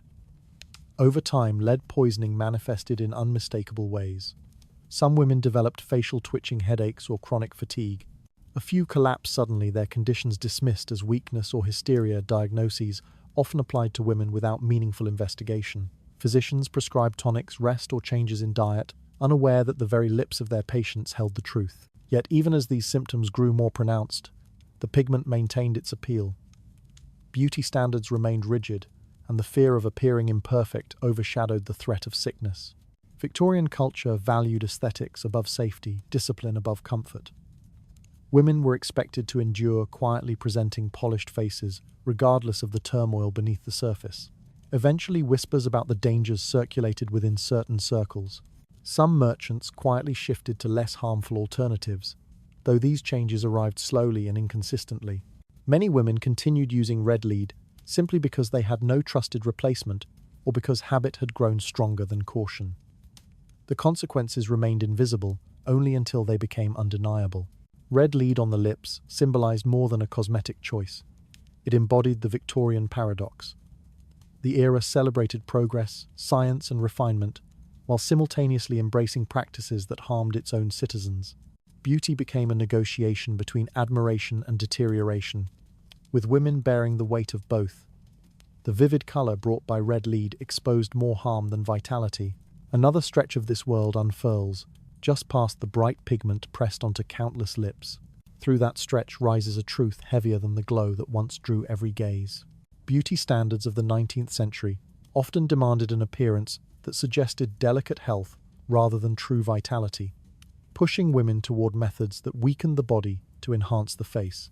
One such practice involved placing leeches along the cheeks, jawline, or behind the ears to draw blood. The resulting paleness around the extraction sites contrasted with a temporary flush that followed, creating the illusion of youthful softness. Many believed this effect made the face appear refreshed, even though the process relied on draining strength rather than restoring it. Leeches were purchased from apothecaries or supplied by specialists who collected them from ponds and marshes. They arrived in small jars, drifting slowly in the liquid that kept them alive. Women prepared their skin by washing it with warm water, encouraging blood to rise to the surface. The leeches were then placed gently against the skin, allowed to attach with a peculiar suction that began a gradual pull. The sensation alternated between discomfort, pressure, and sudden numbness as the creatures fed. Supporters of the method claimed it removed impurities from the body, a belief inherited from older medical traditions that viewed bloodletting as a universal remedy. Beauty columns reframed this idea, describing the flush that followed as a sign of improved complexion. It is almost grimly amusing that a culture claiming to value refinement embraced a method that left women paler, weaker, and dependent on the very act that harmed them. The risks, however, were obvious, even in an era accustomed to discomfort. Leeches released anticoagulants to prevent blood from clotting, causing the bite marks to bleed for hours. Women pressed cloths or herbal compresses against the wounds, but the marks often lingered. Small scars formed faint crescent shapes that mirrored the mouth of the creature. Infection posed an even greater threat. Leeches carried bacteria from one host to another, and their bites created easy entry points for disease. Fatigue followed many sessions. Losing blood, even in small amounts, weakened the body. Women felt lightheaded, fragile, or prone to sudden fainting. Yet these symptoms were rarely considered negative. A faint, soft, delicate appearance aligned perfectly with the beauty ideals of the time. Paleness was praised, frailty admired. Some believed a woman looked more graceful when her strength seemed slightly diminished. I often imagine the strange silence of the room, where a woman sat with leeches clinging to her skin, the stillness broken only by the subtle pulsing of the creature's feeding. I cannot help but think she sensed the wrongness of the act, even as she persuaded herself it would leave her more beautiful. Her composure masked a fear she had no language to express. Leeches became part of the cosmetic routine for many women preparing for social events. Some used them weekly, others reserved them for special occasions when a brighter flush was needed. The artificial glow lasted only briefly, forcing repeated use for those who wished to maintain it.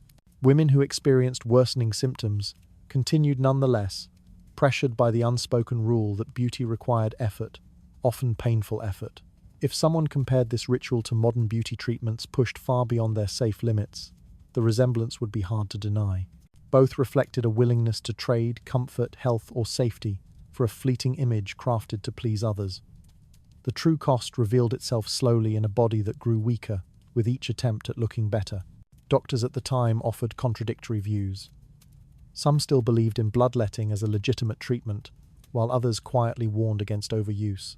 But few addressed its cosmetic applications, perhaps unwilling to challenge the deeply ingrained belief that a woman's appearance justified nearly any sacrifice. Many cases of anemia, chronic headaches, or unexplained weakness were attributed to vague ailments rather than the ritual involving leeches. Infections spread quietly. Redness around the bite marks deepened into swelling. Some women developed fevers or lasting tenderness along the jaw or temples. Yet, Such outcomes were dismissed as ordinary fluctuations in health or attributed to seasonal changes. The connection to leech use remained largely unspoken, preserving the illusion that the method was not only acceptable but beneficial. Class also influenced the experience. Wealthier women accessed cleaner environments and slightly more regulated suppliers, reducing, not eliminating, the risk. Women of modest means relied on cheaper sources where hygiene was rarely considered. They suffered the worst consequences, though their suffering drew less attention from society. The deeper tragedy lay in the belief that beauty required visible harm. Women were told implicitly and explicitly that appearing delicate made them desirable. Weakness became an aesthetic. The glow, produced by leeches, appeared lively on the surface, but beneath it lay a body drained and strained by repetition. In a world built on facades, the cost of maintaining them became invisible. The leech ritual ultimately revealed a grim truth about the era's ideals. Beauty was not a celebration of life, but a performance shaped by pain. The temporary blush admired by others masked exhaustion and risk. Women bore these burdens quietly, conforming to expectations that demanded sacrifice while offering little in return. The faint glow created by leech bites concealed more exhaustion than renewal. Another part of this world unfolds just beyond the quiet drip of blood drawn in the name of beauty. At the edge of that part lies a truth heavier than the fleeting flush the ritual produced. Those who studied the beauty habits of 19th century performers would eventually discover a method that seemed unbelievable even among the excesses of that age. In small backstage rooms where mirrors were clouded with powder and sweat, women mixed a pale paste made from the droppings of nightbirds. They believed the natural enzymes inside this material could brighten the face, smooth rough patches, and restore a glow lost to heavy makeup and long evenings under heat. The practice was not whispered in secret. It moved from one dressing table to another, carried by habit exhaustion and the constant pressure to look appealing under harsh stage lights. Many performers accepted the method without argument, because every hour of labor demanded a face that could be seen clearly at a distance, even when the skin beneath was swollen, irritated, or discolored. The mixture was spread across the cheeks and forehead in slow strokes, allowed to dry into a thin crust and then washed away with cool water. A faint tightness remained afterward, along with a slight change in tone that was considered desirable. Some women applied the mixture weekly, others daily, depending on how severely the powder and paint had damaged their skin. The backstage rooms smelled of cloth, damp walls, and the residue of these strange preparations. Jars were kept on low shelves, wrapped in paper labeled with little more than vague promises. The process became ordinary in a world that had run out of gentler solutions. Many performers believed the treatment worked simply because they needed it to work. The demands placed on them left little room for doubt. The risks were not a mystery. Those who used the paste frequently developed rashes along the hairline, patches of redness that spread down the neck, or small clusters of blisters that burned under makeup. Tiny infections settled into the pores, and some women spent entire nights trying to soothe the heat rising beneath their skin. The irritation was dismissed as a temporary inconvenience rather than a warning. The stage required a flawless appearance, and the cost of failing to meet expectations was far greater than the discomfort caused by the treatment. The pressure was so constant that many performers adapted to the pain, adjusting their routines around it, covering the damage with powder or cloth until it faded enough to continue. Doctors occasionally commented on the dangers, noting the risk of bacterial spread and the potential for long-term inflammation. Their words rarely reached the people who needed them, and when they did, the warnings felt irrelevant to women who had already endured far worse conditions. Theatres were crowded, poorly ventilated, and filled with a rotation of performers who shared makeup brushes and costume pieces. Infections were common, and many believed the face mask made from bird droppings was no more threatening than anything else they encountered during a night's work. The reality was harsher. The repeated application of the mixture damaged the skin's outer layer, allowing irritants and disease to enter with ease. Despite all this, the practice spread beyond the theatre.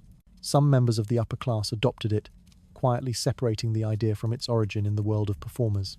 They preferred to call it a brightening treatment inspired by the East, pretending it carried a sense of refinement rather than desperation. Small shops began selling diluted versions of the paste, packaged in delicate jars meant to look expensive.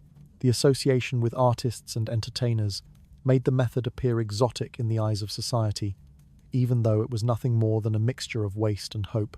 Women applied it at home as they prepared for social gatherings.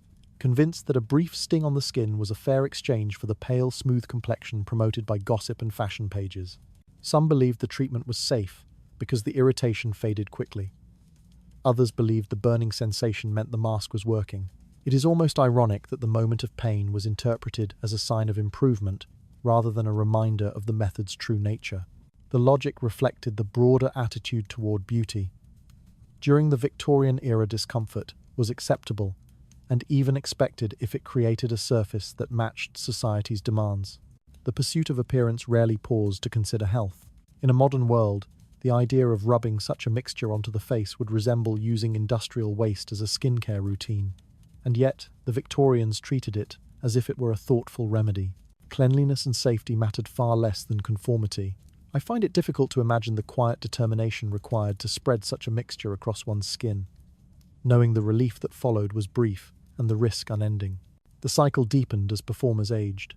Those who spent years on stage relied more heavily on treatments that promised quick results. The mask became a tool for survival in a profession where youth was currency and fatigue was visible even from the farthest seat. Each application left subtle changes on the skin, and each change required more powder to hide the irritation. The dependence became routine. Critics and audiences praised the brightness of a performer's face without understanding what created it. The performers accepted the praise even as the paste caused new problems beneath the surface. Some women abandoned the method only when the infections became severe enough to interfere with their work. Others never stopped believing the consequences were an unavoidable part of their daily life. The treatment endured in quiet rooms, behind heavy curtains carried by those who could not afford to appear less than perfect. Beauty became tied to endurance, and endurance became tied to suffering disguised as maintenance. The world around them encouraged the process by demanding results while ignoring the cost. The mixture spread across the skin created more harm than radiance. Another stretch of this world opens where the promise of brightness fades into something far less graceful. Beyond that stretch waits a truth heavier than any mask lifted from the face. A person standing before the polished complexion of a Victorian woman might easily assume the softness came from carefully prepared creams or fragrant botanical mixtures arranged neatly on a dressing table. Yet the reality behind that brightness belonged to substances far removed from anything considered clean or gentle. The glow admired in gatherings and theatres was often created through applications that carried odours no perfume could hide, and the routine involved preparations made from materials that most people would avoid touching with bare hands. The result looked refined from a distance, but the layers beneath told a completely different story. Women who chased an unblemished surface were repeatedly encouraged to use anything that appeared to lighten or smooth the skin, even when these mixtures came from unsanitary sources. Among these choices were powders and masks that contained biological waste blended into a paste soft enough to spread across the face. The mixture clung to the skin with a texture that left an immediate sting, followed by a slow burn that deepened across the cheeks and forehead. Many endured the discomfort quietly, believing that tolerance proved their dedication to beauty. Their faces tightened as the substance dried, and when they washed it away, the skin underneath was often left raw. Performers relied even more heavily on these preparations. Stage lights revealed every mark, and the pressure to appear luminous pushed them toward harsher routines. They coated their faces before stepping into the lamps, letting the brightness reflect off the surface while hiding the redness beneath. When they returned backstage, the mixture remained stubbornly attached to their pores, requiring scrubbing that damaged the upper layers of the skin. Night after night, the routine repeated, creating a cycle of irritation and concealment. Yet audiences never saw the swelling beneath the powder, and the actresses continued to use the mixtures because the expectation to shine under the lights never faded. Observers who admired these women rarely realized that infections, rashes, and persistent irritation formed part of their daily life. Doctors reported unexplained redness and swelling, but few connected these symptoms to the substances applied intentionally to the face. Without regulation, the products circulated freely, passed secretly between friends, performers, and aspiring socialites. The more a woman wished to maintain her appearance, the more she relied on these mixtures even as her skin grew more fragile. Small lesions appeared along the jawline and around the eyes, but they were quickly hidden with thicker layers of powder, creating another cycle of damage concealed under cosmetic disguise. Inside, private rooms lit by lamps, mirrors reflected faces, altered not only by beauty standards, but also by the long-term consequences of the treatments. The pursuit of the perfect surface overshadowed the discomfort beneath it. Women noticed their skin flaking or peeling, yet continued applying the mixtures because stopping meant revealing the truth behind the glow. In a society where refinement was measured visually, the pressure to maintain appearances outweighed concerns about pain or infection. The facial routines became rituals that shaped identity as much as social expectations. Written recipes circulated quietly. Some women copied them into notebooks, adjusting proportions while hoping to reduce irritation. Others followed them precisely, trusting what had been recommended by acquaintances or admired performers. Regardless of small changes, the central ingredient, one that should never have touched the skin, remained constant. Even when patchy discoloration or swelling appeared, most accepted it as temporary. They believed the skin would eventually adjust, yet each application deepened the damage beneath the surface. The troubling part was not only the mixture itself, but also the acceptance surrounding it. Victorian society valued the visible outcome more than the hidden process. Compliments focused on the brightness of the skin, the smooth appearance under candlelight, and the refined impression created in public. Nobody asked what lay behind the glow, because acknowledging the truth meant confronting the ugliness embedded in the pursuit of elegance. The celebrated image of womanhood depended on silence, and silence was willingly maintained. In parlors and ballrooms, the appearance of smooth, pale skin became a sign of discipline, not of comfort. Women carried their discomfort quietly, learning to ignore the stinging sensation that followed each application. They prepared their faces in front of mirrors with steady hands, even when their skin felt tender to the touch. Beneath the admired brightness was a surface marked by irritation that few ever saw. The contrast between public admiration and private suffering revealed the harshness of a world where beauty required endurance rather than well-being. Even the substances used were rarely discussed.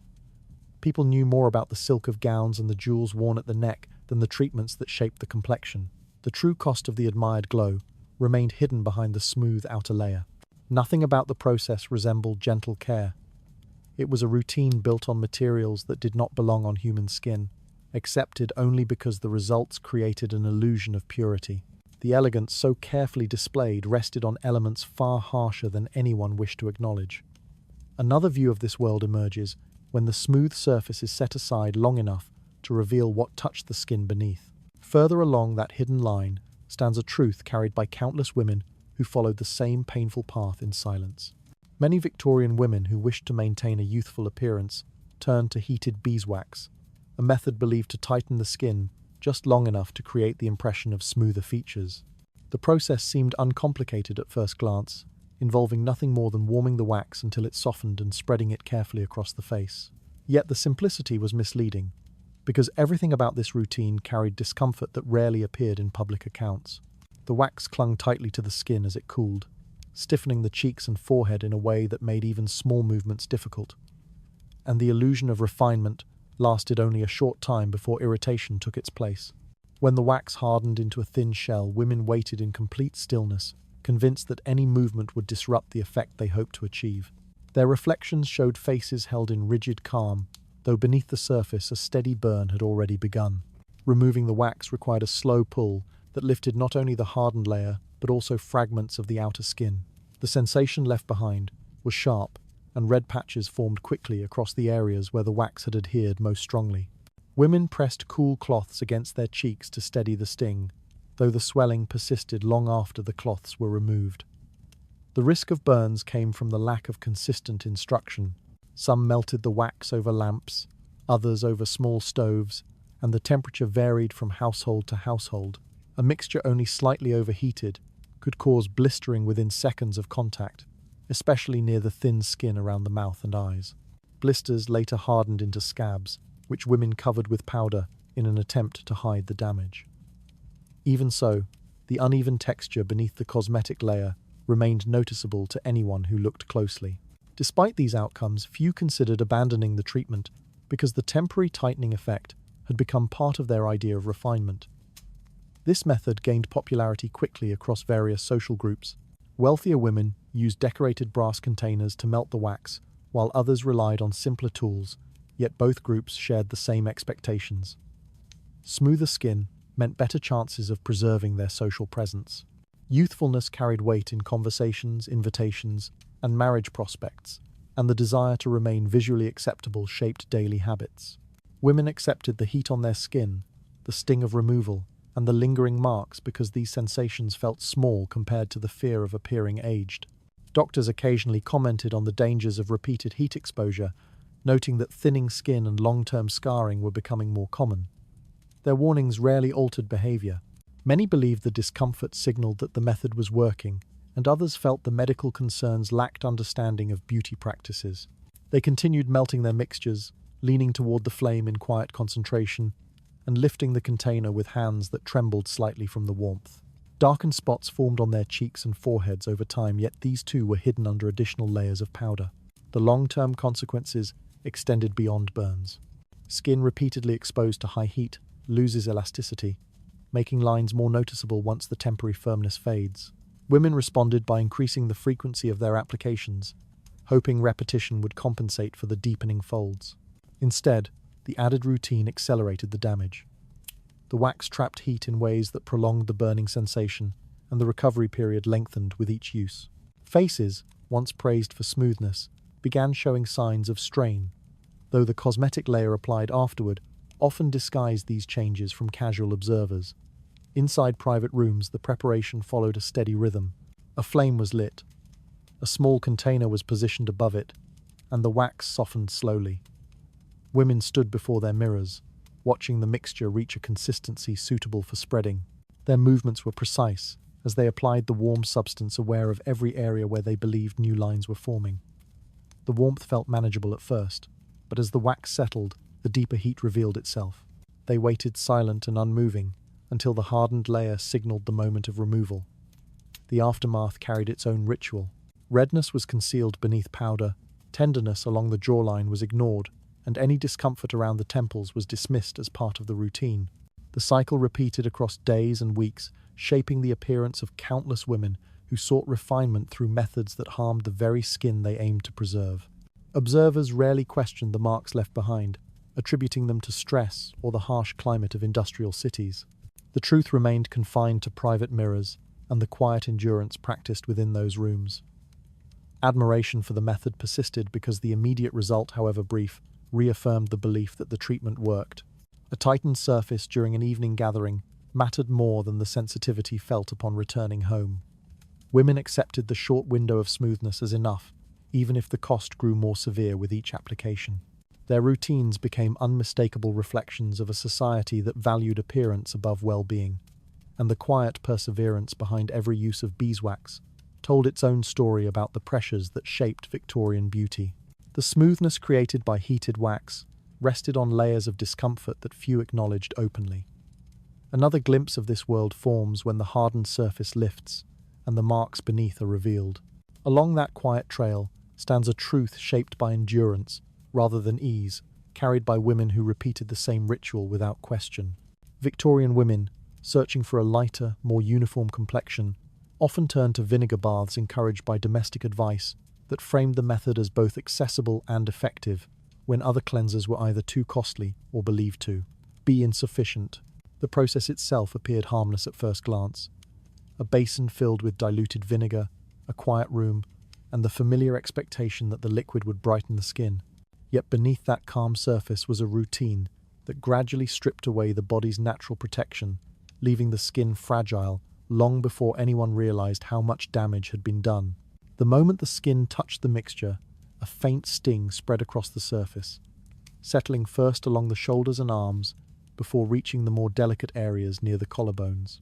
Women lowered themselves carefully into the bath, adjusting their posture to withstand the coldness of the solution and the acidity that tightened over time. As they remained still, the dryness deepened, creating a sensation that felt like the skin was being pulled in multiple directions at once. Some interpreted the tightness as evidence that impurities were being removed, unaware that the acid was eroding the oils needed to maintain balance. Once the bath ended, the effect became clearer. Skin that had previously felt smooth now carried a slightly rough texture, as though fine grains had settled across it. Patches of dryness appeared along the arms, thighs, and neck, forming small flakes that lifted when touched.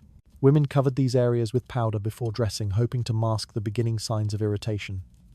Even so, A lingering itch followed them throughout the day, growing more noticeable with movement beneath fabric. Despite the discomfort, the pale glow visible under candlelight convinced many that the method was worth repeating. Advice circulated quietly between neighbors, suggesting more frequent baths for those who desired sharper results. Some soaked in the mixture several times a week, unaware that repeated exposure intensified the erosion occurring under the surface. The outer layer of skin weakened gradually, and small fissures formed along joints and creases. Redness spread across the torso and upper arms, but these early signs were often dismissed as reactions to cold weather or the demands of household chores. Without understanding the underlying cause, women continued their baths firmly, believing persistence was necessary to maintain refinement. Long-term inflammation emerged as the most undeniable consequence. Skin, that once tolerated the acidity, began reacting immediately, burning within moments of contact. Red patches expanded into uneven shapes that no cosmetic powder could hide completely. Women pressed cool cloths against the irritated areas, watching the redness fade slightly before returning just as quickly. The tenderness beneath clothing became a constant presence, yet few spoke of it openly. In a society where beauty demanded silence, discomfort was treated as a private burden rather than a reason to stop. The method spread through social groups with surprising ease. Simple mixtures required little preparation, making the baths accessible even to households with limited means. Some women experimented with ratios of vinegar to water, hoping different concentrations would reduce irritation without sacrificing the lightening effect. These adjustments did little to prevent the gradual loss of moisture and elasticity. Frequent baths left the skin increasingly thin, and early signs of premature aging appeared as faint lines across the arms and chest. Rather than reconsidering the routine, women returned to the mixture with renewed determination. Convinced that the fading brightness required a stronger commitment, performers who appeared under harsh stage lighting relied heavily on vinegar baths.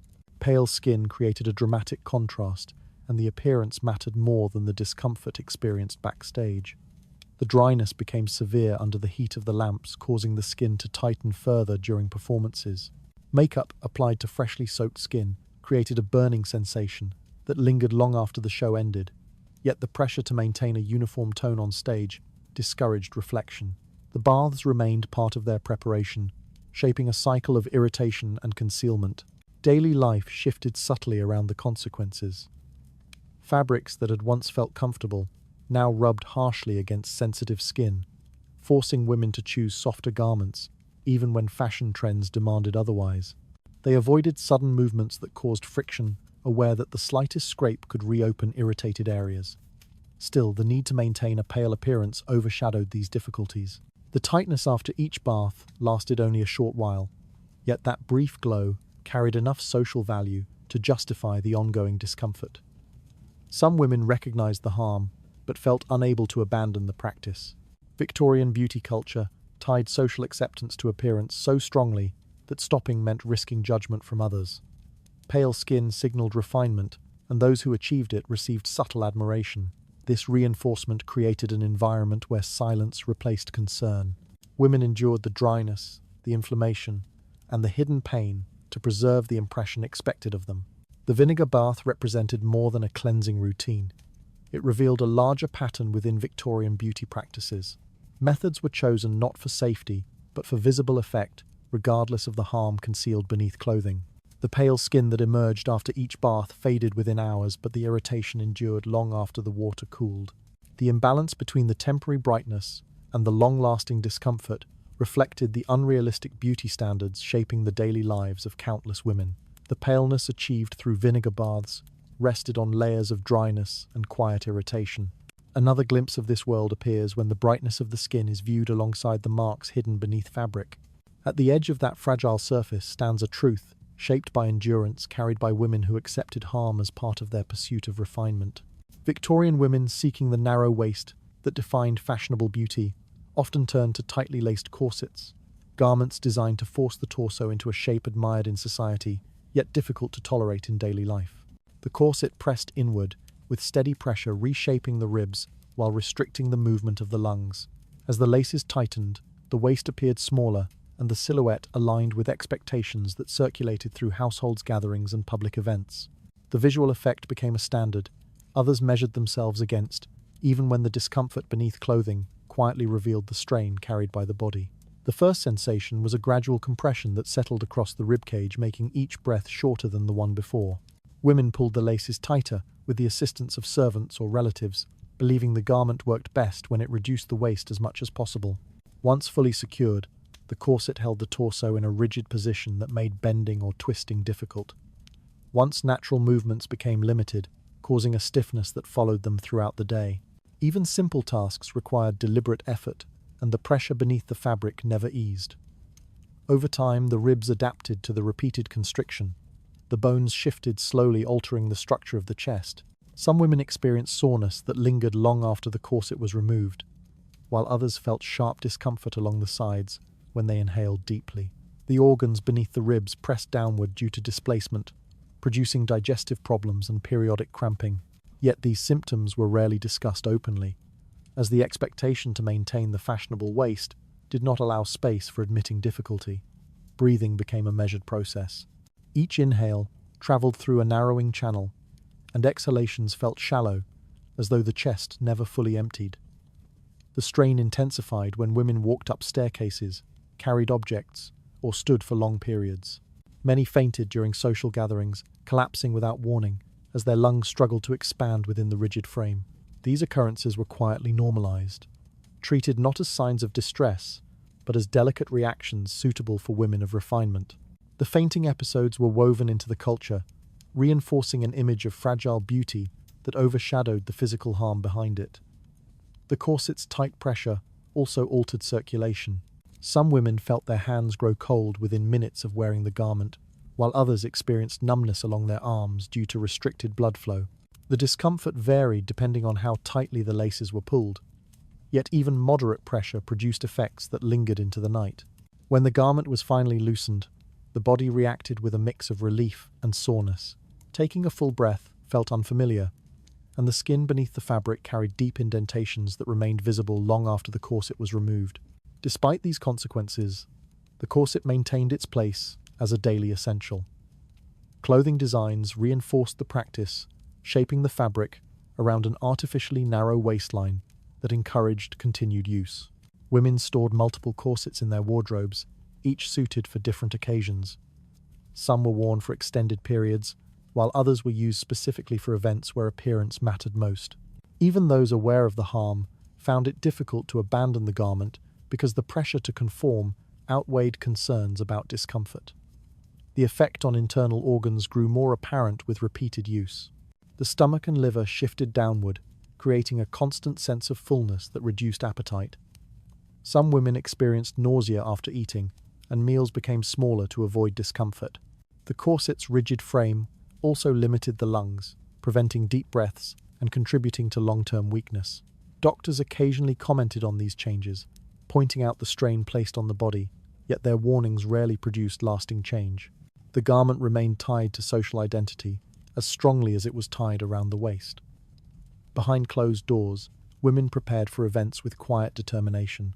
They stood before mirrors as someone pulled the laces until the garment fit tightly, feeling the compression rise slowly until it settled heavily in their chest. The effort required to remain upright came not from posture alone, but from the rigid support pressing against their ribs. Once dressed, they moved through their routines, quietly preserving the outward image expected of them, while carrying the silent weight of each breath shortened by the garment they wore. Even resting offered limited relief. When seated, the corset pressed more deeply into the abdomen, making long periods of stillness uncomfortable. Women learned to hold themselves in specific positions that eased the pressure slightly, though none allowed full relaxation. The body adapted only superficially. Beneath the skin, the strain accumulated. The garment shaped their days, their movements, and their tolerance for discomfort. Removing it at night brought a mixture of relief and lingering pain. Yet the next morning repeated the cycle as the laces pulled tight once more. The admiration for the narrow waist persisted because the visual effect aligned so closely with the ideals of the era. The sacrifice behind the appearance remained unseen, hidden beneath fabric and silence. Women accepted the garment's demands because the image it created shaped their place within society. The corset became more than clothing.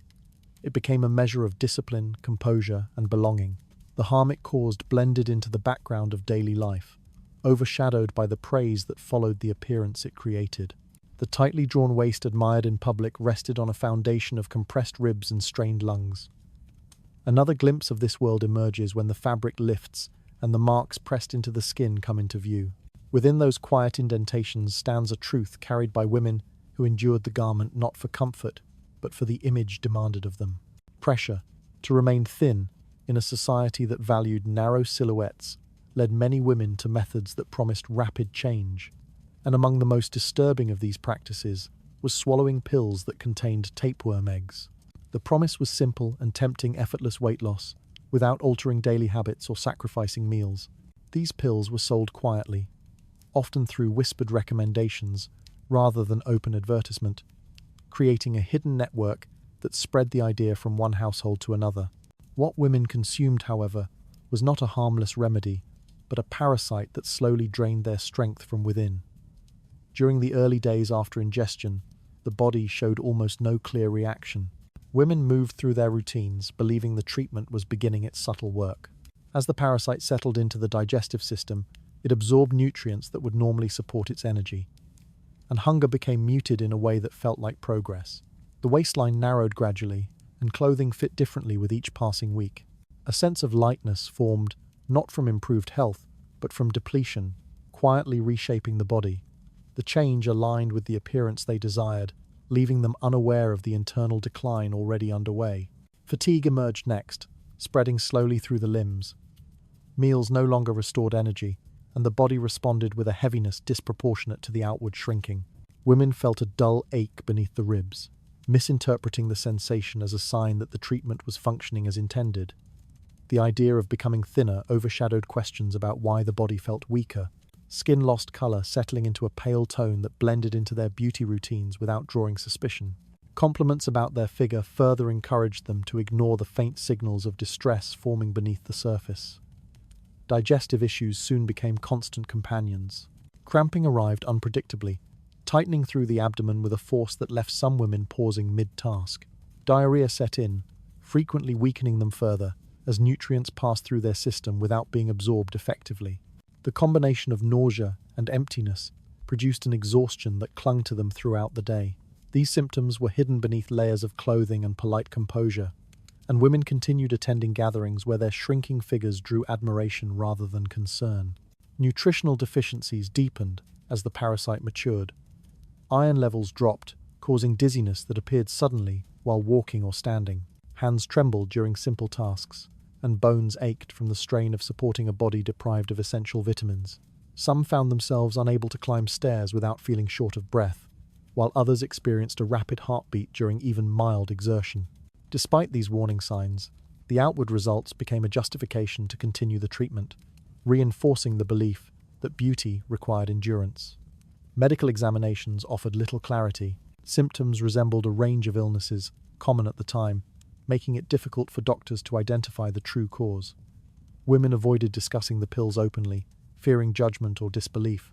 The secrecy surrounding the method shielded it from scrutiny, allowing the practice to thrive in silence. Without confirmation of danger, the pills remained an option for those who felt their appearance determined their acceptance within social circles. As the parasite grew, the toll on the body intensified. Women who once moved confidently found themselves hesitating before performing simple activities. Eating became an obligation rather than nourishment, as every meal brought discomfort without restoring strength. Mirrors reflected faces with sharper angles, hollowed cheeks, and eyes that appeared dimmer than before. Clothing that once fitted snugly now hung loosely, yet these signs were viewed as success rather than warning.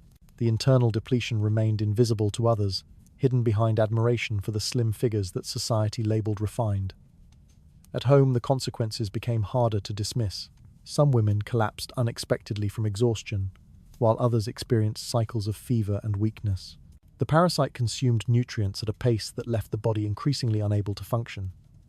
Attempts to compensate by eating more had little effect as the parasite absorbed much of what they ingested. Nights offered little relief. Digestive pain persisted in the quiet hours, when movement no longer distracted from the discomfort. Yet, even then, abandoning the treatment felt difficult, because the fear of gaining weight shaped every decision. Only when the symptoms became unmistakable did some women recognize the severity of the harm. Their hearts raced without reason, their muscles weakened, and their bodies trembled even at rest. Seeking medical help revealed the presence of the parasite, though by that time significant damage had often already taken hold. Recovery demanded careful nourishment and long periods of rest, conditions not always available to those expected to maintain daily responsibilities. Even after the parasite was removed, the body took time to regain the strength lost during the treatment. The method persisted because it aligned perfectly with the expectations surrounding female appearance. Thinness symbolized control, elegance, and social worth, and the pressure to embody these traits created an environment where dangerous solutions flourished. The pills allowed women to present a refined figure while concealing the cost within their own bodies. Praise from others reinforced the illusion that the treatment was successful, even as internal depletion progressed steadily. The contradiction between appearance and health became stark. A slender figure, admired by acquaintances, existed alongside organs struggling to function, and a face praised for delicacy concealed the fatigue draining the body beneath it.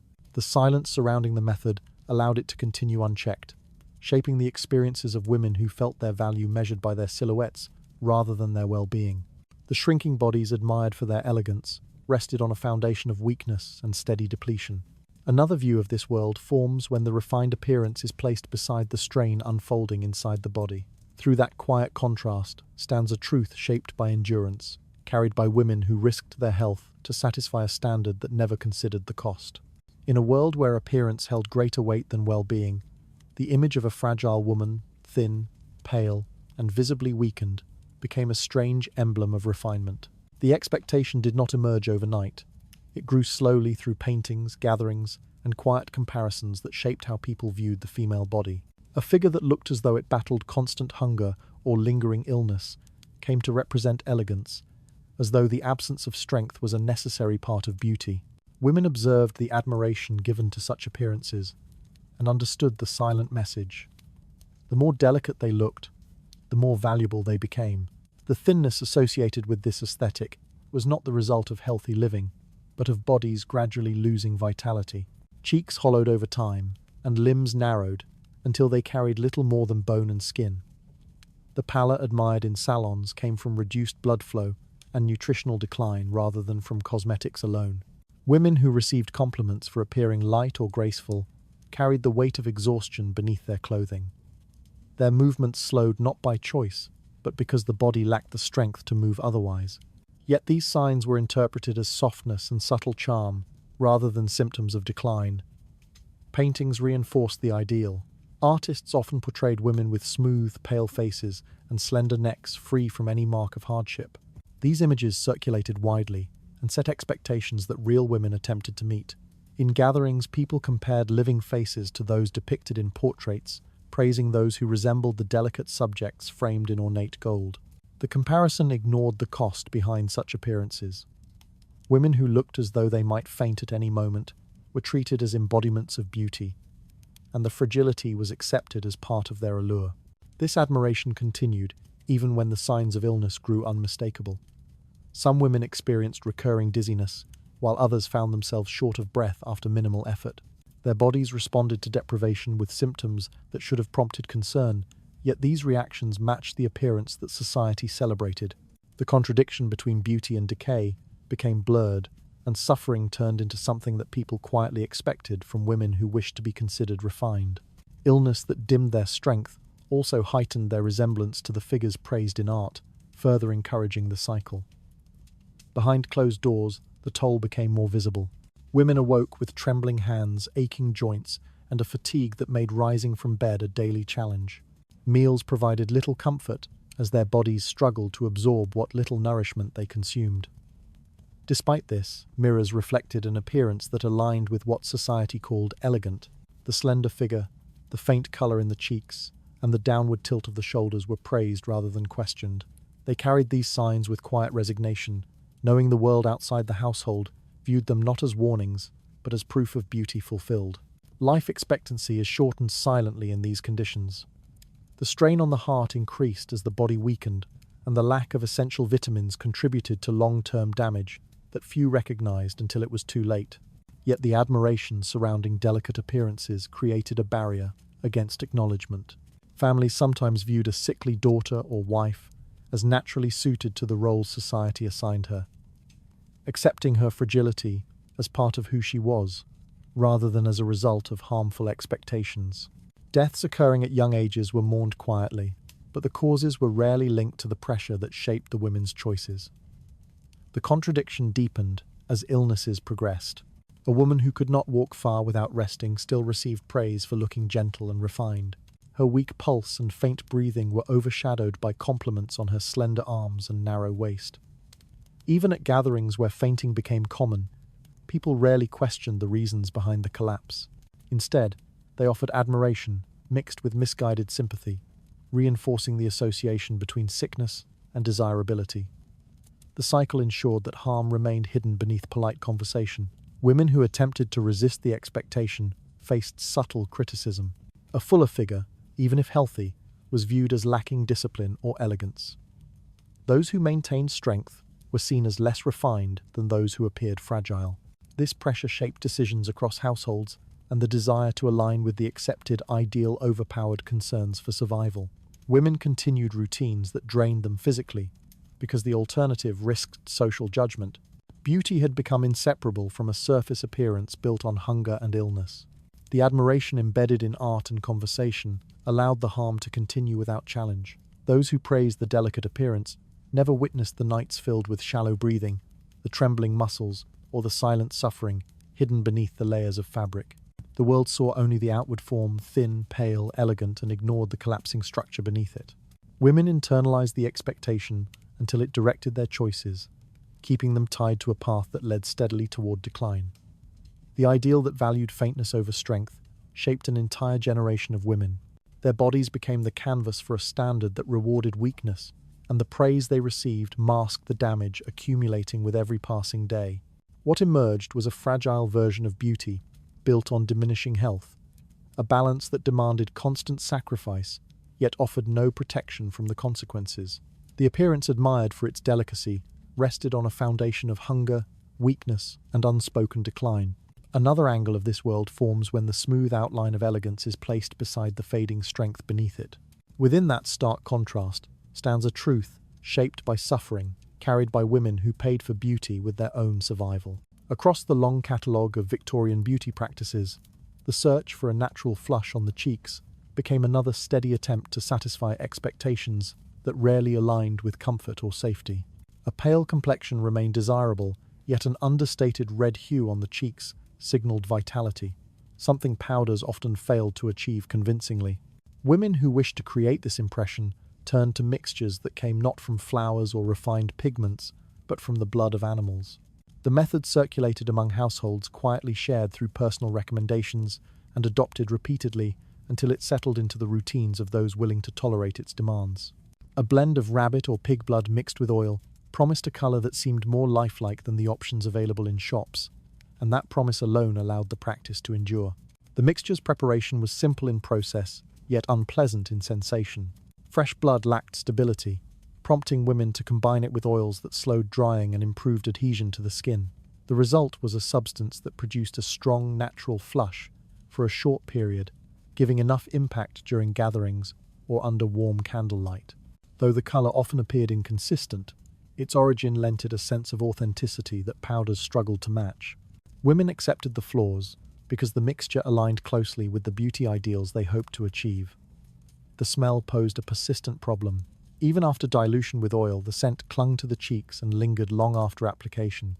Attempts to hide it with perfume altered the aroma rather than removing it, creating a sharper combination that settled into clothing and hair. Despite this, the method persisted because the appearance it provided matched the expectations set by society. The uneasy balance between discomfort and appearance again leaned toward appearance, leaving the unpleasantness unspoken. Where the mixture touched irritated or broken, skin infections often followed. Animal blood carried bacteria, and without sterilization, the risk increased with each application. Some women developed small sores around the cheeks and mouth, and these marks healed slowly, if at all. Powders applied over the affected areas worsened the irritation, beginning a cycle of damage and concealment that remained common among devoted users. Rather than question the mixture itself, many attributed the sores to unrelated causes, preserving their trust in the method's effectiveness. Individual variations emerged, as women adjusted the formula to suit their needs. Some used more oil to reduce the smell, while others thickened the mixture to achieve a deeper color. These changes resulted in noticeable differences in shade, prompting quiet comparisons whenever women encountered one another in social settings. Those comparisons motivated further experimentation, turning the mixture into a personal secret shared discreetly among acquaintances. Despite the risks, each variation strengthened the method's presence in Victorian beauty routines. Inside their homes, women prepared the mixture away from public view. The application had to be done quickly, as the blood dried rapidly once exposed to air. Bowls stained with red and cloths marked with residue became a normal part of the process, and wiping the tools clean took on a repetitive quietness that blended into the cadence of daily life. Despite the visual unpleasantness, the procedure became a small but steady requirement of maintaining a socially acceptable appearance. The color produced by the mixture held a lasting appeal. As the blood oxidized, it shifted into a tone that resembled a natural blush more closely than other products available at the time. Women observed their reflection in dim mirrors and recognized how closely the result matched the aesthetic found in portraits and gatherings. This reliability overshadowed the health concerns associated with repeated use. Beauty during this era relied on quiet endurance, and the application of animal blood exemplified that expectation. Over prolonged use, recurring infections left the skin softened or chronically inflamed. Even so, many women did not abandon the mixture. Instead, they layered improvised remedies onto their damaged skin, hoping to soothe the irritation just enough to continue using the product. The pattern of harm followed by concealment rarely broke, because the pressure to present a lively, flushed appearance remained stronger than the desire for long-term comfort. Discomfort around the cheeks became an accepted part of the beauty routine, another sacrifice made quietly. The method grew widespread despite its difficulties. Its ability to produce a reliable flush allowed it to move from household to household, shared as though it were a valuable discovery, rather than a health risk. The women who passed it along formed a subtle network of shared understanding, reinforcing the practice's longevity. The mixture itself did not improve, but women adapted to it, adjusting their techniques and expectations while accepting the consequences. Its persistence revealed a familiar pattern across Victorian beauty standards. The demands placed upon women rarely accounted for their well-being. The pressure to maintain an appealing exterior overshadowed hesitation, and methods that caused discomfort became normalized. The use of animal blood made that dynamic unmistakable. Women applied it daily, aware of the irritation it left behind, because appearing dull or colorless invited judgment. The quiet trade between pain and appearance shaped their routines and identities in ways rarely acknowledged aloud. The soft flush admired on their cheeks rested on a thin layer of oil and blood that concealed irritation beneath the surface. Another glimpse of this world appears when the appealing color is compared with the quiet damage it caused. Under that contrast lies the quiet truth of women who accepted discomfort to satisfy the expectations placed on them. Opium and morphine slipped into the routines of many women who chased a figure considered refined and delicate, forming a quiet habit that masked exhaustion under a calm exterior. These substances dulled hunger in a way that felt convenient, creating a body that appeared lighter, as if burdens had faded without effort. Daily life carried an expectation that a woman should seem effortless, and the fading of appetite was praised rather than questioned. The surface suggested control, but the reality moved in the opposite direction, gradually taking ownership of the mind and body. The powders and droplets appeared harmless in small doses offered by pharmacists who were trusted to know what they were doing. Many women purchased these preparations with confidence, believing the ingredients were simply tools to maintain composure in a world that demanded constant poise. The effect was subtle at first. Meals were skipped without distress, focus sharpened briefly, and the body felt lighter. What followed grew slowly, almost too quietly for anyone to notice, and the absence of alarm made the pattern easy to ignore. Withdrawal from food became routine. What had begun as a method to maintain form turned into a reliance on the numbness that opium and morphine produced. The substances spread through households recommended between acquaintances who admired one another's disciplined appearance. Many women accepted the quiet tremors, the bouts of dizziness, and the faint ringing in the ears as predictable consequences of maintaining the ideal figure. Doctors were often reluctant to intervene, either unaware of the full extent of dependence or convinced that such reactions were normal for delicate bodies. As the substances accumulated in the system, hallucinations began to appear, Shapes drifted at the edge of vision. Light flickered oddly. Thoughts slipped out of order. The world felt softer at moments and unnervingly sharp at others. Even then, the behavior was rationalized. Sudden mood changes were attributed to fatigue. Long moments of stillness were explained away as contemplation. Few connected these shifts to the opium bottles, tucked into vanity drawers, or the morphine vials hidden behind jars of creams and powders. The desire to maintain a certain physical image outweighed rising concerns. Society had long encouraged the idea that frailty, pale cheeks, and a slender frame signaled refinement. Women who appeared worn or underfed were praised for their elegance instead of being urged to rest. A substance that suppressed appetite seemed almost aligned with cultural values, even when it damaged digestion, strained organs, and pushed the mind into confusion.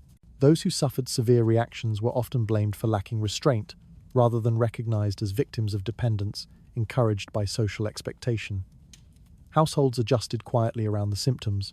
Servants learned to accommodate sudden changes in mood. Family members spoke softly when the affected women drifted between lucidity and disorientation.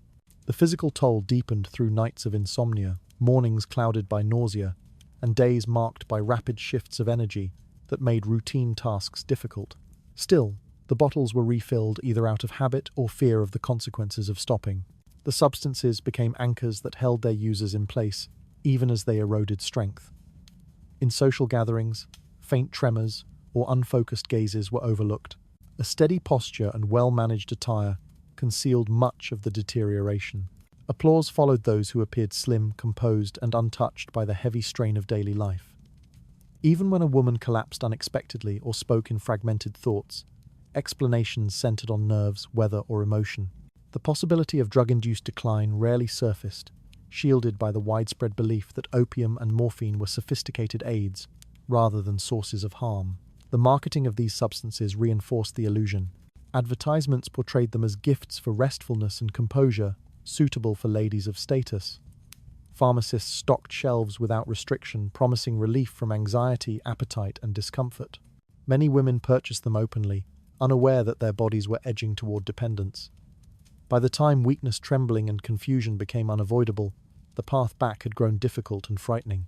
Even as health deteriorated, stopping felt impossible. The return of hunger felt overwhelming.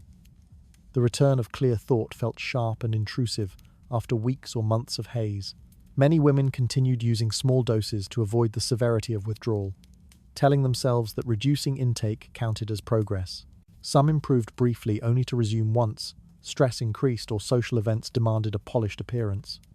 The cycle rarely broke cleanly, and for many declines stretched over years.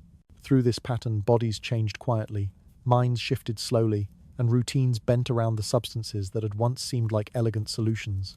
The appearance of control endured long after actual control had slipped away. What remained was a figure shaped by expectation rather than health, and a life dependent on substances that concealed more than they improved. The graceful composure admired in these women was built on substances that weakened them from the inside. Another look at this world forms when the calm exterior is compared with the growing dependence hidden behind closed doors. Beneath that fragile balance waits a deeper truth about the sacrifices demanded in the pursuit of elegance. The long trail of Victorian beauty has reached its end, and the remains of its practices rest quietly in the background of history. The world that produced these methods has faded, yet the traces of what women endured continue to sit heavily in the records of the period. Their appearance was admired, copied, and praised, while the cost behind it was overlooked. The story feels complete only when the silence surrounding their choices is acknowledged. Their lives were shaped by expectations that did not belong to them, constructed by a society that rewarded suffering when it was hidden under elegance. There is a stillness that settles when looking back at their routines. The powders they applied, the chemicals they inhaled, the substances they swallowed, and the objects they wore all contributed to a type of beauty that demanded pain from the body and obedience from the mind. No one asked whether they wished for another way. Their days unfolded under pressure to maintain an image that had been given to them rather than chosen. In the few private moments, they might have had the weight of these standards remained, leaving little space for rest or reconsideration. The history of their beauty culture is threaded with contradictions. It celebrated softness while demanding hard sacrifices. It prized health while encouraging practices that weakened the body. It spoke of refinement, while relying on materials that caused harm. The more carefully one reads this period, the clearer the imbalance becomes. Many women lived with long-term damage, but their suffering rarely appeared in public conversations. Society valued their appearance, but not their well-being, and this separation shaped much of the culture surrounding them.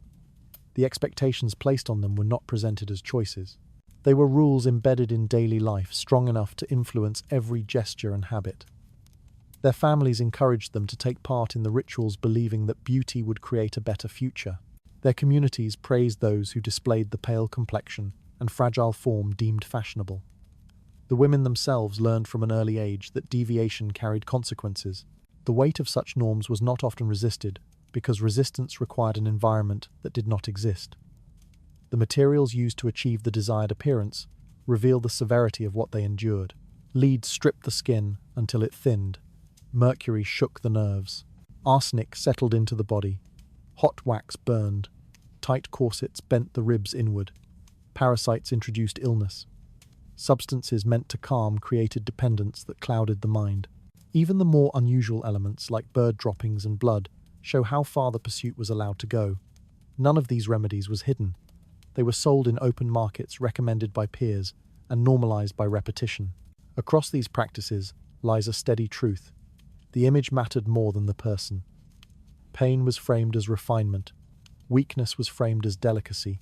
Compliance was framed as a virtue. The women who lived through this period did not express defiance loudly or regularly because few structures supported dissent. The culture taught them that suffering quietly was part of their role. Their actions were shaped by this belief, and their lives unfolded under the demands of appearance. The distance between admiration and reality becomes wider the longer one looks. Paintings of the time present smooth faces and bright eyes while hiding the damage beneath the surface. Portraits emphasize grace while omitting the substances required to maintain it. Public records focus on fashion etiquette and social gatherings without acknowledging the cost that each figure paid to stand within those frames. The true story appears only when the layers of ritual pressure and expectation are placed alongside the physical consequences. As history moves forward, many parts of their daily routines have become curiosities. Modern readers are often shocked to see how willingly these methods were used. Yet within their context, the practices did not feel extreme. They felt normal, familiar, and necessary because the culture around them offered no alternative. Instead of questioning the standards, people reinforced them, passing down recipes, treatments, and recommendations that deepened the cycle. The echo of these habits remains as a reminder of how strong social expectations can be. There is a quiet grief in recognizing that their sacrifices left little trace, except admiration for the outcomes they were forced to produce. Their names faded, their injuries were not recorded, and their experiences rarely entered official accounts. What remains are descriptions of products, instructions for procedures, and the visual record of the beauty they achieved. The human cost behind it is harder to find. Yet, when reading closely, one can sense the unspoken exhaustion that surrounded them. It is possible to picture a woman preparing herself in front of a mirror, steadying her breath as she applies a mixture that stung her skin. She might have paused, hoping the pain would pass quickly. Others might have sat rigidly while hot tools approached their hair. Some may have swallowed substances without knowing the long-term effects. These moments were quiet, consistent, and repeated across countless households. The shared rhythm of their routines linked them in a way that highlights both solidarity and loneliness. Now, in the present, looking back at their world brings a mixture of understanding and sorrow. They lived inside a structure that demanded their compliance and framed their discomfort as expected. Their efforts shaped the aesthetics of an era while taking parts of their health that could not be replaced. The admiration they received came at the cost of their well-being, and the imbalance between recognition and suffering remains visible even from a distance. Their history is not a story of vanity but one of pressure. As this journey through Victorian beauty comes to an end, the weight of what they endured lingers quietly. The practices may have vanished, but the echoes of their choices remain in the lessons their era leaves behind. Their world reminds us that appearances can hide struggle, that expectations can override well-being, and that history often remembers the surface while forgetting the body that held it. The women who lived through these standards carried their burdens silently, acknowledging that silence is one way to honor what they were never allowed to say. So rest your thoughts now, because the story has reached its close. The figures who once moved through those dim rooms filled with powders and fumes have stepped back into the shadows of their own time. Their struggles are no longer active, yet they remain part of the quiet fabric of history. Let their memories settle without noise. Let their presence fade gently. Good night, and may your mind drift softly as the echoes of their world fall away.